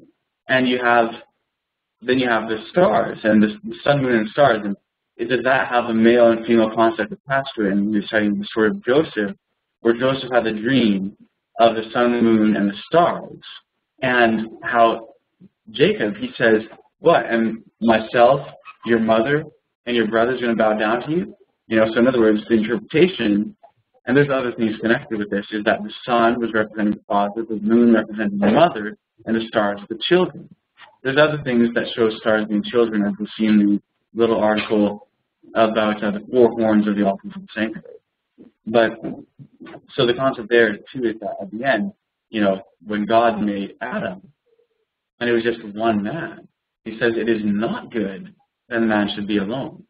Why is that? We'll look at that more later as to why is it that first it was just the man made, and then later the woman was taken from his rib. There's a reason for that. I mean, Elohim knew that they would make both. So why didn't they do it right away? There's a purpose behind that. We also don't get lost in the fact that that Jacob, right, had 12 sons, because he also had one daughter named Dinah. So in that whole group of when he said, you know, the children, right, it did include one female. Right. Okay, that's good. I'm glad that you pointed that out. So maybe we're saying about how there's also Dinah, you know, among the children of Jacob, the 12 sons, and there was Dinah. And so, and there's other issues about that and the number 13 different symbols. But we have this whole concept, which we'll get into more about Adam and Eve, the story of Adam and Eve. We'll get into what Michael was referencing, how they were both called Adam. That's in Genesis 5:2. And I referenced before how, you know, there's this word Yahweh that's used, but we have this word Yahweh that's identifying four beings, right? So Adam was identifying not just one, right? You could say Adam, and Adam, the male, and Adam, the female, the two separate beings that we would call Adam, would say yes, you know, they were referred to as Adam. And so that's the basic concept. What we have here, we want to briefly look at something about the sister, Yahweh our sister, Yahweh the daughter. As we've looked at least one or two passages about the father, the mother, the son. So now we have this concept of the daughter. And again, this is something that we will, as we go on, approach from lots of different angles and look at many different scriptures about this. But we want to address this a little bit. And the way that this is addressed in the email that I have on the screen ties into this whole thing that we've been discussing about who is this one riding the cherubim? Who is this one in Ezekiel 37 called the Spirit who gives life to the dry bones, right? So this is what we're identifying. We have Yahweh our sister. Now, I just want to briefly point out, when we were discussing the Yahweh who dwelt between the cherubim, we already found that it couldn't be Christ and it couldn't be the Father. Last night we kind of discussed that. The reason why we knew that is because Christ was, well, I'll start with the Father. The Father was in heaven at the time when Moses said, Yahweh, look down from us, or look down upon us from heaven, right? We saw in Ezekiel that this cherubim rider, or this one who's riding in the cobble throne, is called, again, by a few different terms, called Spirit, Ruach, Yahweh, called El Shaddai, and what was the other one? Okay, the glory is the other one. Okay, so we have the glory, we have El Shaddai, and we have Yahweh, and we have Spirit. Those are the four terms that are used. Spirit and El Shaddai are distinctly feminine. Now, that's not referring to Christ. I mean, Christ never claimed to be the one lying between the cherubim. In fact, Christ talks about the glory which his Father manifested to him and through him to his disciples. So the one that's identified as the glory, Christ came to reveal. And we're going to get into that when we discuss the issue of the mystery of God, which when we do that, we'll go into a lot of detail showing why that glory is distinct from Christ. So we have this idea of the fourth member. And this is what it says in 1 Samuel 4:4. Would you like to read that? So the people sent to Shiloh that they might bring from thence the ark of the covenant of Yahweh of hosts, which dwelleth between the cherubim. And the two sons of Eli, Hophni, and Phinehas were there with the ark of the covenant of God. Right, thank you. So we have the Yahweh that dwelt between the cherubim. So who is that Yahweh? Right? Now, what we've seen is that we have Yahweh who dwelt between the cherubim, and I give a bunch of scripture references. Now, if you look at those scripture references, it is clear, as we discussed before and found by looking at a few things last night, that the Yahweh who dwelt between the cherubim is the same Yahweh that dwelt in the cloud by day and fire by night. That Yahweh is the one, according to Isaiah 4, who is going to return and dwell with us in the pre-millennial kingdom. Another reason why we know it's not Christ, because Christ is in the heavenly sanctuary interceding in the, during the time of probation, the premillennial kingdom. But this one, the glory, Yahweh, the Shekinah, is going to be dwelling with us in the premillennial kingdom. So what we found is that's the one that dwells in the cloud by day and fire by night. That is the one. I want to just briefly touch on one quick thing here. In Exodus 25, it talks about an angel of Yahweh, right? We saw in Genesis 18 and 19 that one of those angels was Christ. So who's this other angel, right? This other angel who's called Yahweh. Well, in what we find in Genesis 25 is that we have an angel, the one who dwelt in the cherubim, is called Yahweh in some passages, but it is also called an angel. And of that angel, another Yahweh says, my name is in that angel. My name. In Hebrew, that's Hashem. Lots of times you hear the Jews, instead of saying Yahweh, they say Hashem, the name. Now, in 2 Samuel chapter 6, verse 6, it refers to the ark as the name. It says the ark of the covenant. The ark is called the name of Yahweh. That's what it says in a literal translation of the Hebrew of 2 Samuel chapter 6. I believe it's 6:4. Now, if you read that passage, you say, okay, why is it that they would look at the ark and say the name? Well, when you understand that the angel, that Yahweh said, my name is in that angel, that angel was the one dwelling in the cloud, and that cloud is the cloud that rested upon the tabernacle in the most holy place, then that angel is the Shekinah. That angel is the glory who dwelt in the sanctuary, the Yahweh between the cherubim. And that Yahweh is called Hashem, the name. And so that is the name. Yeah. And Moses are and we were thinking that all that. Yes. Is that the reason why he was so bad? Well, when it comes to that, the thing is, on Mount Sinai, there was more than one Yahweh that appeared to Moses. The Yahweh then I'll just repeat this for those on WebEx. There's basically talking, okay, well, then is that the Lord or the Yahweh that spoke with Moses? With Moses, we see there are passages like Numbers chapter 7, verses 89 to Numbers chapter 8, verse 1, where it's specific that Yahweh is between the cherubim and Moses is speaking to that Yahweh, right? So that's specific to this one. Now, there's other things that happen about Sinai that perhaps we'll look at more later, the details of who all was there. But there's more than one Yahweh there. There's Elohim, and they see Elohim, Moses and Aaron, 70 elders. They see Elohim. And so there's more than one Yahweh there. There's more than one Yahweh that was leading them through the wilderness as well. In the book of Jude, it talks about how Christ was leading them through the wilderness. But here we also see that the angel was the name, which is distinct from Christ. In John 17, Christ talks about how the name of his Father, of Yahweh, is what he came to reveal.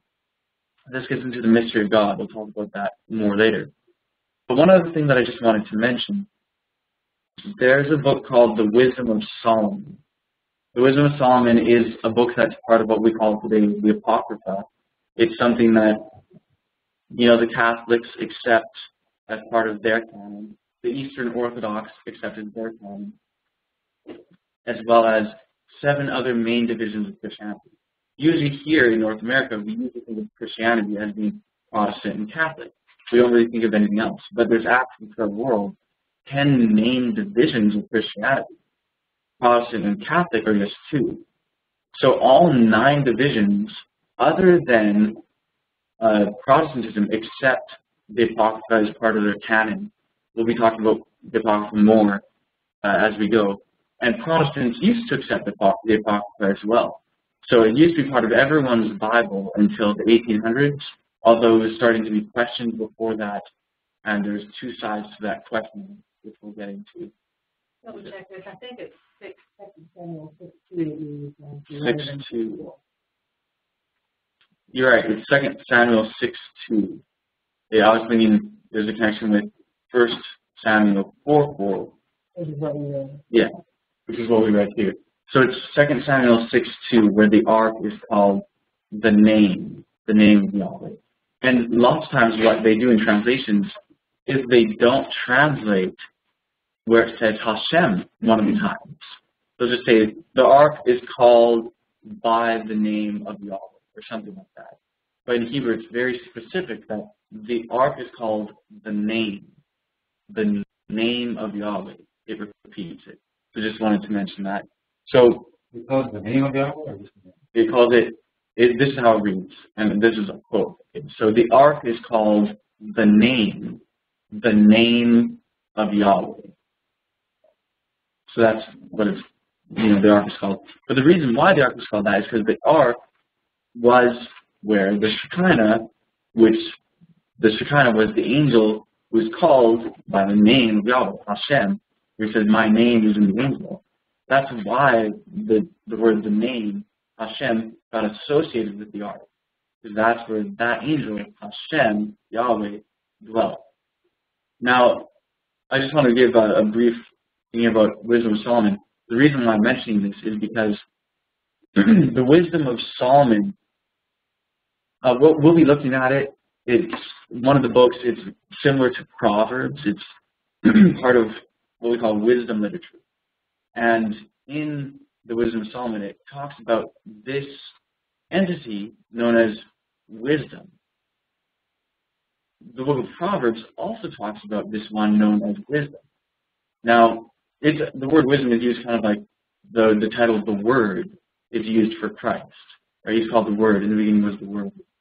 The Word was with God. The Word was God. Now, wisdom is another term that's used in the Old Testament and in this book, The Wisdom of Solomon. And it is very clear how it identifies this individual. It's very clear that this is an individual. It's very clear that it's a female individual.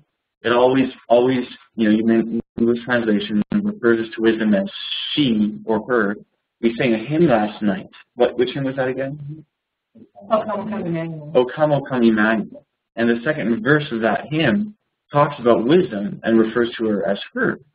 So it's something that's even got into our songs and our, the liturgy, so to speak. So in this book, Wisdom of Solomon, it talks about this individual. And in chapter 10, verse 17 of Wisdom of Solomon, it tells us that wisdom was the one that dwelt between the cherubim. Wisdom was the one who was in the cloud by day, fire by night. Now that equates wisdom with the Shekinah, with the glory, with Hashem, with all these terms. And that, as we have seen, is this other Yahweh, this fourth Yahweh, who we've been quite unfamiliar with up to this point. But I just want to mention one more thing from Proverbs that helps identify this. Wisdom. One more quick thing about the Wisdom of Solomon, actually, before that. In 1 Corinthians chapter 2, Paul is talking about wisdom.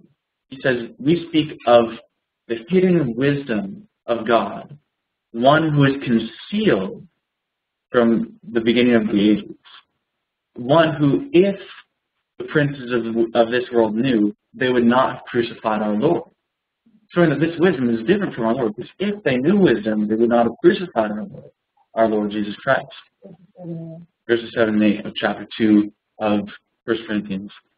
So 1 Corinthians 2, verses 7 till the end is very specific to this. That what would have made no sense? Well,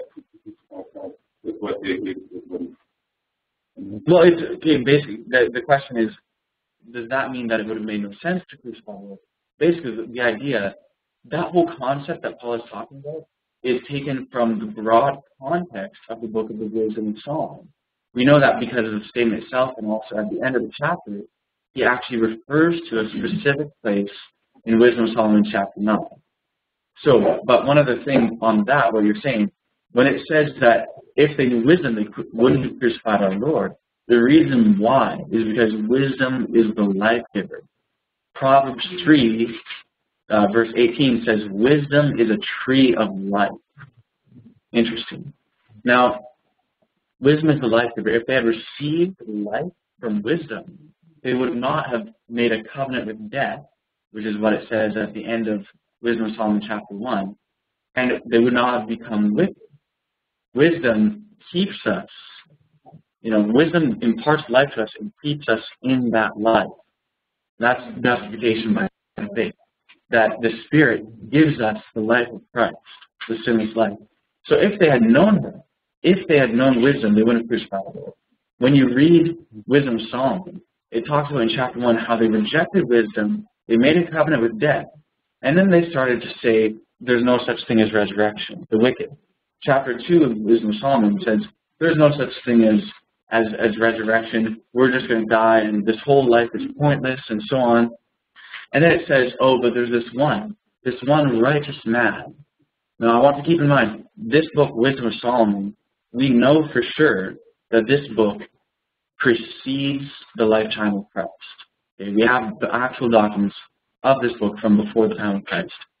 In Wisdom of Solomon, they refuse wisdom in chapter 1. Chapter 2, they question this thing about resurrection. Then they say, who's this righteous man? This one righteous man who claims to be the Son of God and boasts that God is his Father. Let us try and let's see how righteous he really is. Let us put him to a shameful death. What does that sound like talking about? This guy who claims to be the Son of God, who is so righteous, says that God is his Father. That's Jesus, right? It's quite clear. So chapter 2, they kill him. They kill this man. In chapter 5 of Wisdom of Solomon, it comes back. They see this righteous man after, and it talks about the judgment. We can read the context of it. Chapter 5, it talks about the judgment. And all of a sudden, he's there again, showing that he's resurrected. And it's the judgment at the end of 1,000 years. The context is quite clear. And they see him and they tremble. If you read it, it sounds a lot like how Ellen White describes the wicked seeing Christ at the end of 1,000 years. So we have this thing tied in with this righteous man and wisdom, and if they had known her. Then it goes on and talks about this judgment and how terrible it will be when they see the Son of Man. And it says, therefore, O kings of the earth, which is what Paul was saying, oh, you princes or you rulers of the earth, if they had known her, they wouldn't have crucified the Lord. Wisdom of Solomon then goes back after describing this resurrected righteous man. It says, therefore, O you kings of the earth, learn of wisdom. And then Solomon says, I'm going to disclose to you who she is. I'm not going to hide who she is. Seek her, and those who love her easily find her. And it's this wonderful thing that it goes into this description of who wisdom is. And in there, Solomon, he speaks of her so highly. We'll get into it in more detail. And then he prays to the Father in chapter 9, saying, send wisdom, her that sits by thee on thy throne. Okay, so this wisdom is someone else sitting on the very throne of God. This is not just a created being. And we know this from Proverbs chapter 8, where wisdom says, before the foundations of the earth, before the mountains were, before the earth was created, I was birthed. I was brought forth. I was born. So wait a second. Who is this? This wisdom who was born. Clearly, we've already seen it's not Christ. We saw that he was the only begotten Son and the first begotten of the Father. But this one is one that was born before the foundation of the world. And she speaks of him in chapter 8 of Proverbs. We won't go and read it all now for sake of time, but in there she says, speaking of this other Yahweh, she says, I was with him. I was brought forth, and I was with him as one brought up with him. What's that about? One quick thing to close. Proverbs 7:4 says, say unto wisdom. Say unto wisdom, thou art my sister. And unto understanding, thou art my intimate friend. Understanding, in chapter 8, verse 14 of Proverbs, wisdom is speaking, and she says, wisdom is mine, and I am understanding. Understanding is another name for wisdom. So it says, say unto her, thou art my sister, and say unto her, thou art my intimate friend. So it's very important to understand, okay, just to kind of recap this, try to pull this all together in our thoughts. We've seen that our creators, and by the way, Ecclesiastes 12:1 literally says, our creators. Remember now thy creators in the day of thy youth. And that chapter is actually prophecy, by the way. Ecclesiastes 12:1. So we've seen we have our creators and that they are plural, that there's 4 Yahwehs. We found that they are of both genders. We saw Genesis 18:19, all 4 Yahwehs are identified in those passages. We have our Father, and we have the only begotten Son. Now, real simple question. What is a father? Strong man of the house. Strong man of the house. That's good. Tim says strong man of the house. Now, how does someone become a father? Someone's just a man, right? What makes them run from just being a man to a father? Right. Okay, so that's jumping ahead a couple steps to think, but that's what it is, though, right? I mean, we know that someone can't be a father if they don't have children, right? That's what a father is. It's a term identifying relation within a family.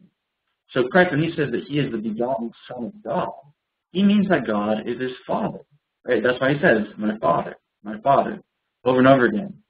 So, your dad raised the dad who raised you. Okay, so you're talking without adoption. Okay. And that is why, exactly, amen. That's why we are sons and daughters of God through adoption. We're not begotten children, we are adopted children, right? So this idea of father and son is what people are mostly familiar with. The very fact of Jesus referring to God as his Father is implying at least that there's a mother.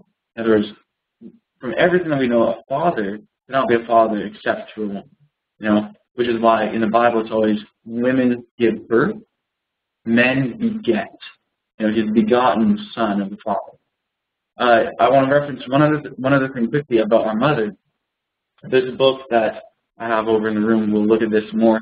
There's a gospel which the early followers of Christ used. The early followers of Christ, according to Acts 24, were called Nazarenes or Netzarim in Hebrew.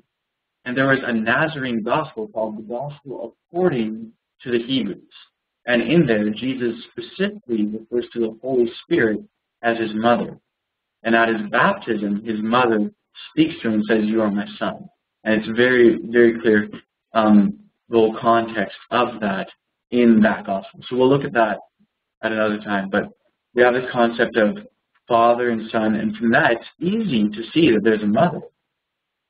And then we have this concept of the daughter, the other begotten, the second begotten. So just to quickly recap roles, right? So all of them are identified as our creators. Specifically, the Word, Christ, and wisdom, which there's an interplay of that, the Word and wisdom, are identified as agents of creation. Our Father and Mother created the world through their Son and daughter. Christ, well, I'll just make another reference to another passage that we'll look at.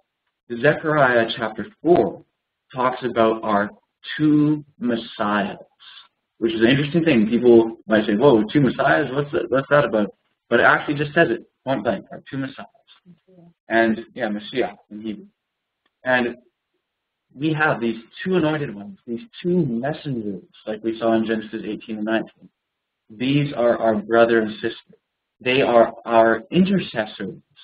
In Romans 7, it says, the Spirit herself intercedes for us. And when I say herself, it's because in Greek, it's neuter gender. It can be translated either he, she, or it. But in both Hebrew and Aramaic, it's feminine. So the Spirit herself intercedes for us. Go ahead. This how right. Keep in mind when we're talking about the slaughter. Right. And the question is always been posed: how is it possible that Christ can then come down and still be in the heavenly sanctuary? Does it solve that problem? It totally solves the problem. I'll just repeat for those on over the internet. The question was, wait a second, we have this concept of Christ coming down for Ezekiel 9, but yet Christ is still supposed to be in the heavenly sanctuary. So how does this answer? And he's just asking, does this solve the problem? And it does. The reason why, the word Christ is the Greek word for the Hebrew word Mashiach, or Messiah. In other words, it says in Zechariah 4 that we have two Messiahs, two Messiahs, two anointed ones. So we have one Christ, the one we normally call Christ. One Christ is Jesus. We have this other Christ, this other Messiah. That is the one who is referred to as the glory. And when you read Ezekiel chapter 9, it actually says that it's the glory who comes down, which is the same one that's in Ezekiel 8, who is called the Spirit, who in Romans 7, it says the Spirit herself intercedes for us with groanings which cannot be uttered. And later down in Romans 7, it says Christ also intercedes for us. So we have two intercessors. These two intercessors are revealed in many sacrifices in the Scriptures. We won't go all into that right now. We've been on for a while, and someone here has their hand up. Michael, you can go ahead. I guess also to apply to the issue of another comforter as well, which is spoken about. Another again, and right, and you know we're always just looking at just the one and okay, well, who is Christ? And a lot of people, what has happened is that they see this back and forth, and so they put this omnipresence or this physical person or this spiritual aspect of it, of moving one place, being the other place, being 10 different places at the same time, and all these things in order to justify it. But in actuality, when you look at it with the 4 different Yahwehs, you could see that the reason why it's such a confusion is because we could see basically God in 4 different places, and it's because God is literally in 4 different places. Not the fact that there's a spirit or the aspect of spiritualism where it's in so many different locations, so therefore we account it as a spirit in that sense, as opposed to just saying, okay, now I can see why it's in 4 different places God is at the same time, is because physically God is at those 4 different places at the same time. Yeah. There's actually 4 of them. And this is what Michael was just talking about there, is what the second part of this article, the one with the table, is actually about, right? The first is addressing gender, and then the subject of corporeality. I'll just throw this out there for everyone. The early Adventists very strongly proclaimed that there's no such thing as a non-physical anything. Now, most people are like, what? There's actually a guy who wrote a book a year ago. He studies a lot of comparative religion. He's actually a Muslim. But he wrote a book called The Phenomenon of Religious Materialism. And it was all about Adventism and how this one little group of Adventists were so different from all these other religions because every religion talks about this spiritual, non-physical realm. But the early Adventists, they said, no, there's nothing that is non-physical. Everything is material. And they even used the word to identify themselves as materialists. Today, the word has kind of changed to identify more people who are greedy and wanting all these wealthy possessions and so on, but it's used more commonly in early Adventist writings to refer to the belief, or a materialist is one who believes that everything is material, everything is physical, there's no such thing as a immaterial, which the word immaterial, the only way to describe what that is by describing what it is not. It is a complete lack of properties.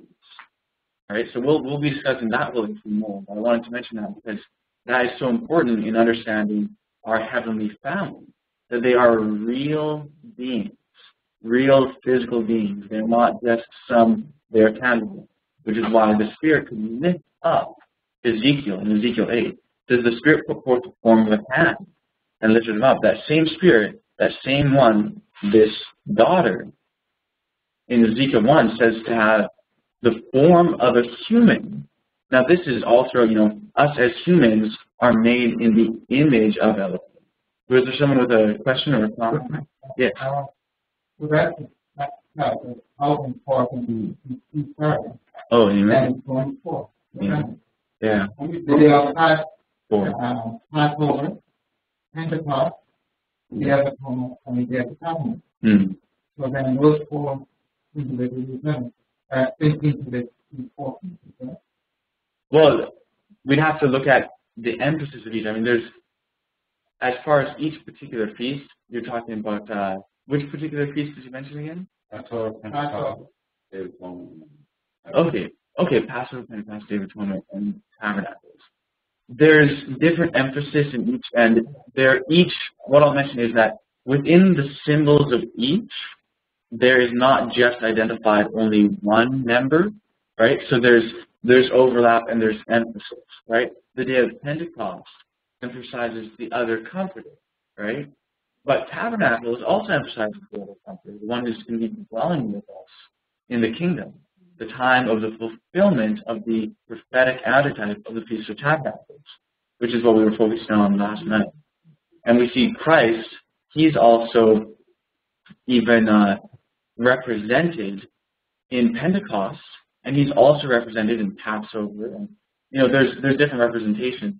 When I say Pentecost, that's because there was the cloven, which is 2 tongues of fire, and it was representing those same 2 intercessors, which we'll look more at later. But basically, we have all these things. We have these 4, and we have the 2, son and daughter, as our 2 intercessors. Specifically, our heavenly brother, right, Christ, Jesus Christ, is interceding for us by his blood. Our sister comes up close and personal to each one of us. Like, we have to understand when it says in Proverbs 7:4, where it says, "Say unto wisdom, thou art my sister, and unto understanding, thou art my intimate friend." This experience that we've been talking about of receiving life to raise the dry bones out of the death of trespasses and sins into the newness of Christ's sinless life. This she gives us as a gift, but justification is not something given to us from a distance. It's not like we have this one God in heaven who's saying, "I'm going to make you righteous, boom, you're righteous." The way it's described in Ezekiel 37, Ezekiel prophesies to the bones, and they reform, they come together, and these reformed, lifeless bodies, he prophesies again, this time not to the bones. He prophesies to the Spirit. He prophesies to the Spirit to come from the 4 winds and breathe life into these dry bones. Receiving justification, receiving life, is also called new birth. It's also called recreation. Redemption is nothing more than recreation, restoration. Now, in recreation, the original creation, life was breathed through the nostrils of man. That's how it is in this recreation, in justification. In other words, we need to be close enough to our sister that we can call her our intimate friend, that she may breathe life into our nostrils. So justification is not given from a distance. Justification is given when you're up close and personal in the very presence of our God, of our sister. I see your hand, just 1 second, we'll get to that. So that's helping us to understand the two roles of our brother and sister. Our Father, He is the judge, not the judge who executes the judgment, but who determines judgment. Christ executes it. He, it says all judgment has been given to the Son. But then He says, I do nothing of myself. I only do what my Father tells me. So that's why the Ancient of Days, the Father, He's the judge in the 11th century, and our Mother is the Shekinah above. We have the heavenly Shekinah and the earthly Shekinah. How Christ, He says, you've seen me, you've seen the Father. What He's saying there is that He is just like His Father. Right? Our sister is just like her mother. She's the earthly Shekinah coming to dwell with us. Our mother is the heavenly Shekinah. She's symbolized, I'll mention this, our earthly Shekinah, Ezekiel's vision talks about this earthly Shekinah. She's surrounded with a rainbow, right? This is also revealed in Revelation 10, the introduction to the seven thunders. But she's this earthly Shekinah surrounded by the rainbow. In Revelation 4 and 5, it talks about heaven and the judgment scene and the Father doing judgment. But there's also a rainbow surrounding the throne, indicating that's a symbol showing our Heavenly Mother, right? You have the Shekinah above, the Shekinah below. So that's giving a basic kind of background on the four. There's other things in the Scriptures that can help identify through history how each one has dealt with mankind. There's more to be revealed about that, no doubt. But there are things that we know at this point it was our mother. The Spirit who came upon Christ at His baptism was actually our mother. And we'll go through later why we can know that. And so anyways, that's kind of summarizing. Go ahead, Michael. You had a comment? Yeah, while you were saying that about the personal up in front and up close in regards to breathing into us, when a person, has a heart attack or a person is drowning or whatever it may be and you're trying to resuscitate them, you don't just stand there and just breathe from a distance. And there, you got to get lip to lip, mouth to mouth. You got to put mouth to mouth to put, to breathe your air, your breath into their breath in order to resuscitate them. Yeah. And so when you at that point, it is a very personal, close thing. Now, in regards to that again, remember Christ's prayer that we be one as He and His Father are one, right? There's this family intimacy. We are supposed to obtain that oneness with each other, right? Now, the only way we can obtain that oneness, and this is all through the book of Ephesians, all through the New Testament, is through the Spirit. And that's why the Spirit gave what we call spiritual gifts to the church, to help us to come closer with them. And coming closer with them, we come closer with each other. And so it is so vitally important. We need to understand, we should be so thankful for this revelation of who they are and how real they are, because, man, it really helps us to identify with them and really get to know them. This issue of gender, when we get to know people, one of the first things that we recognize is gender.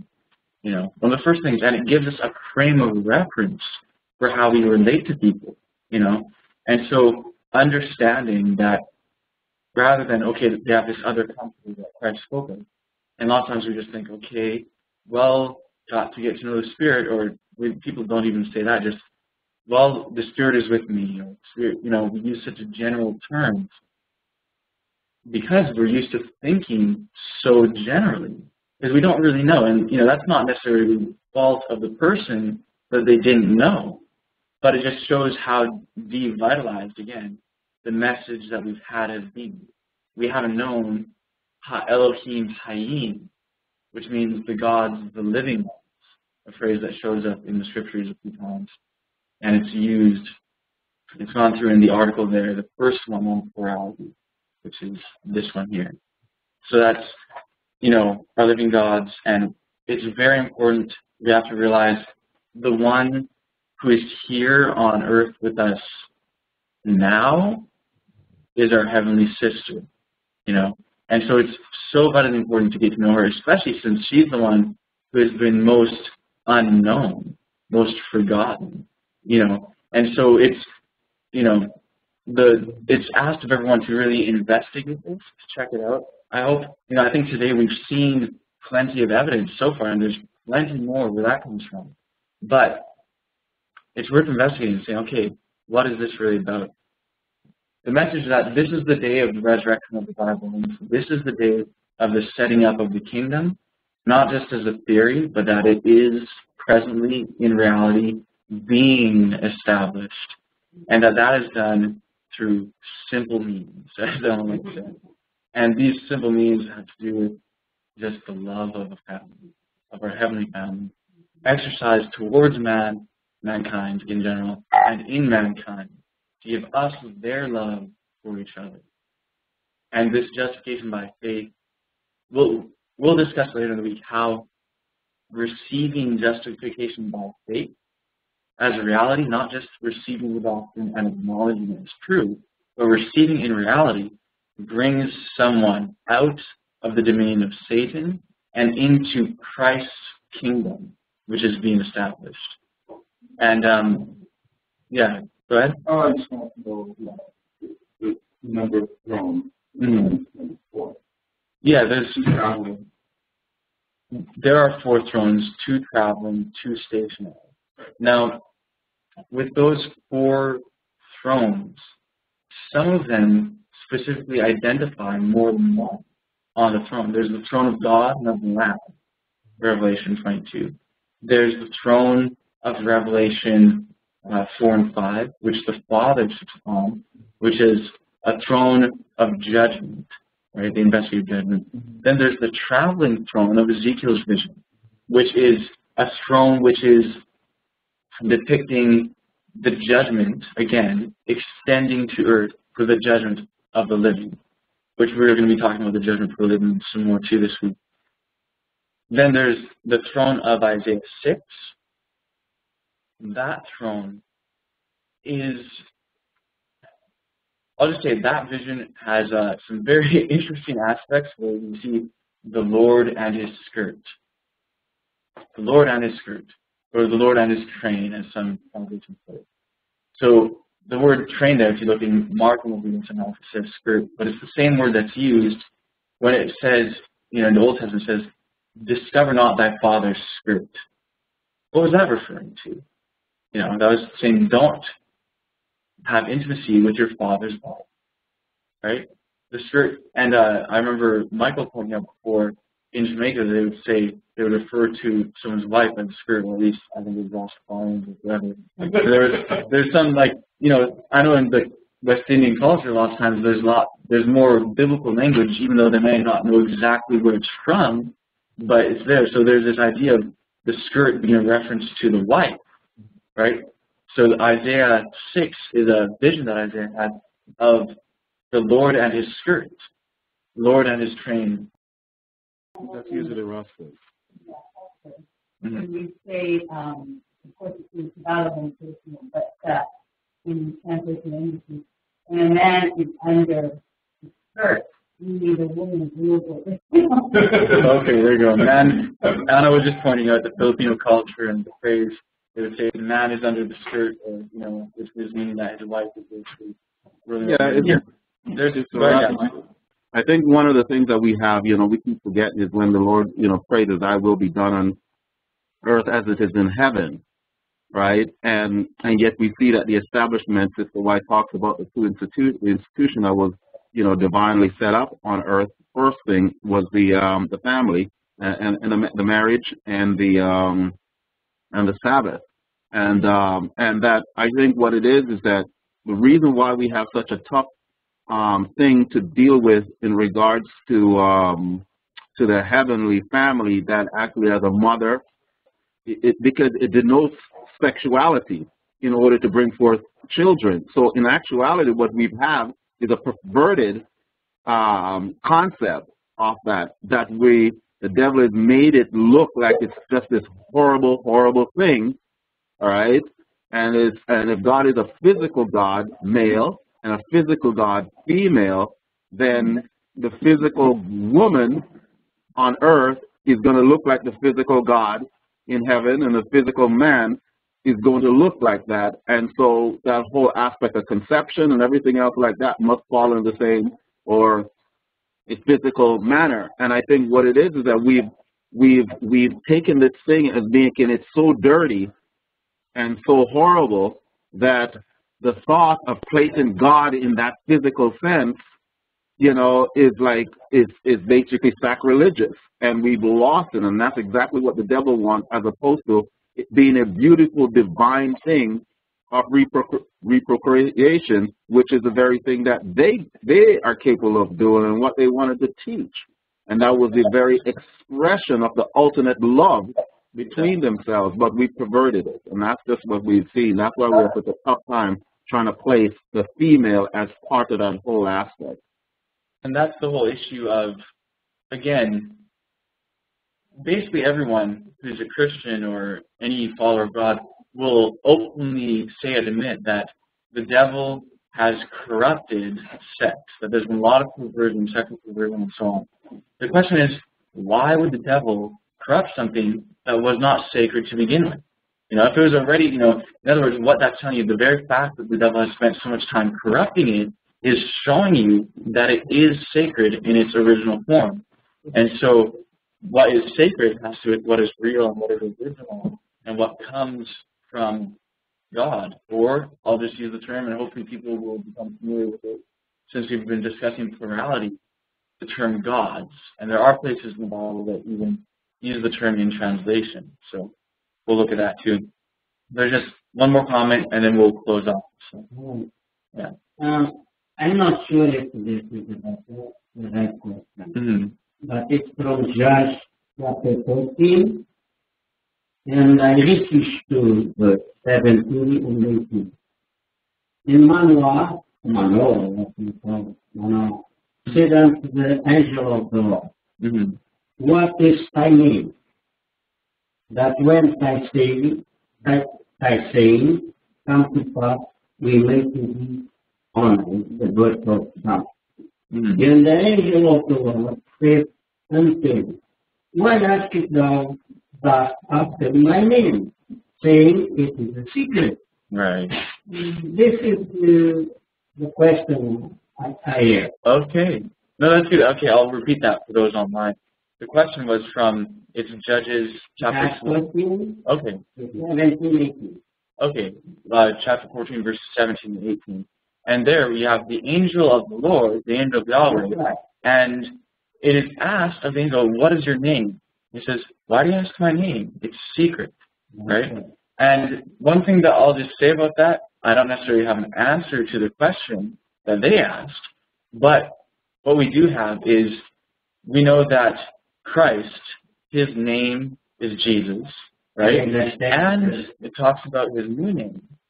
But then we have this whole issue of the Father, and what's his name, right? Well, there's the word Yahweh that's used, and that is the Father's name, just like it's Christ's name, just like it's the Mother's name, just like it's the Yahweh's name. But do they have specific names other than that? The term Holy Spirit is used. It's used for more than one person. Yeah, the Spirit of God. And then there's the Spirit of God, and there's the Spirit of Christ. But those aren't actual names, right? So, well, I'll say there's plenty of terms that are used. There's the name branch, which we'll talk about in Zechariah's vision, and Jesus talks about his new name. We'll be discussing that whole issue. But as far as the name of that particular angel being secret, I can't say with absolute certainty what that name is. So we'll have to see. You know, everybody knows what I said. When angel Gabriel appeared to Mary, he himself said, I'm Gabriel. That's right. Yeah. Himself. Right. Yeah. Exactly. Secret name. And you read it, Jesus Christ. One thing that I'll say that's interesting in regards to that is there is a time in scriptures, in Revelation, where it talks about the hidden name being revealed. That's Revelation chapter 2, verse 17. To him that overcomes will I give to eat of the hidden manna, and I will give him a white stone with a new name written. Right? The only other time in Revelation where it talks about a new name is when Jesus says in Revelation 3, verse 12, he says, to him that overcomes, will I make a pillar in the temple of my God, and I will write upon him the name of my God, the name of the city of my God, which is New Jerusalem, which cometh down from heaven cometh down from heaven from my God. And I will write upon him my new name. So Jesus says he has a new name. Go ahead. Is another two verse, Isaiah 62:2. The new name of the church. And 65:15. That's right. Is the new name. That's right. And we'll be looking at the relation of the new name of Jesus to the new name of the church. That's something we'll talk about this week as well. Ellen White also just want to mention, she says in Early Writings, page 15, it's also found in Words of the Flock, page 14. She says, this is her first vision. She says, I saw the 140,000. They were all sealed and perfectly united. And on their foreheads was written, God, New Jerusalem, and a glorious star containing Jesus' new name. So it's, that's her first vision. And the seal of the 140,000, as Adventists, we usually just think of one seal. They have the Sabbath seal. As Davidians, we usually just think of two. They have the seal that's found in the Sabbath and the seal that we talk about, that Paul talked about, the seal of the message, which he says there's a double seal, Revelation 7. And then, by Ellen White, she says that there's at least those three parts. God, which the seal of the Sabbath is called the seal of God. Ellen White uses that phrase all the time. The seal which has God's, or the commandment with God's name in it, the seal of God. Then the seal of New Jerusalem. Victor Hoff's message was all about the purification of the church, the setting of the kingdom, the new ministry. Jerusalem, of course, being a name for the ministry. The new ministry is the 140,000, the New Jerusalem, the establishment of the kingdom. That was his message. So then there must be another message after Hoff's message to bring us the new name of Christ. And that's the message which came in 1955 after the death of Victor Hoff. The message of which we are currently studying an advanced phase of. In other words, the message came, but it's always coming forward. It's always progressive. And we have the message of the first three angels, the fourth, the fifth, the sixth, the seventh, and that's where we're at today, the seventh angel's message. So we'll be discussing that more. Stay tuned. Stay tuned, yeah. How important the law is the essence of our life, because we don't embrace the law of God. That's right. The law of God, which is the statutes and the. If we don't embrace those things, we're going to have to find that. Right. So I'll just mention, like someone's just pointing out, that this is all, pointing us again to how important the law is and how we have to embrace law. But let me ask, how is the only way to embrace the law? There's only one way to truly embrace the law, and how is that? Let her embrace us. Let her embrace us. And there's another. She would be able to place them out. Right. Exactly. She will give that to us, right? Now that whole experience is what we call justification by faith, right? So in other words, the only way to embrace the law is to receive justification by faith. How we receive justification by faith is by wisdom. By wisdom, who it is said, say unto wisdom, thou art my sister. And unto understanding, thou art my intimate friend. So we'll continue on this after, but we're going to close now with prayer, and then we have another situation with David, so we'll talk about that after we get off. So let us pray.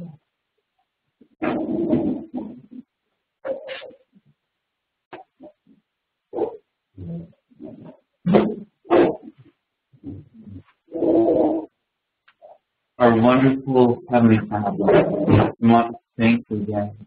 Thank you for bringing us here and giving us the truth of yourselves, showing us who you are, and making yourselves known to us in clear ways. And thank you again for making it clearer and clearer all the time. And I'm sure that by the end of this week, we will have gone through a lot more information. I just want to ask that you bring each person to the personal realization of the dryness of bones that exists both in themselves and throughout the house of Israel. We need to see the extent to which the abominations can be purified, affected us personally, as well as all else, so we can sign pride. And of course, receive you, receive liking. And sister, as he told us in Song of Solomon, he said to bind you as a seal upon us. So we want to thank you. Thank you so, so much for everything. So help us all to understand these things, help us to be aware as we study the scriptures, to be able to pay close attention to what they say and to understand, not depending upon our own understanding or own interpretation. In fact, I ask that you help each one to forsake all private interpretation and just accept you and your pure truth. And so thank you so much. We want to know you personally, and better each day. We want to come so close to you that you just breathe life into us. So thank you so, so very much. All of this, Father, Mother, we pray and we thank you and we ask you, not by any merit of our own, but in the name of our two intercessors, in the name of the God. Yes.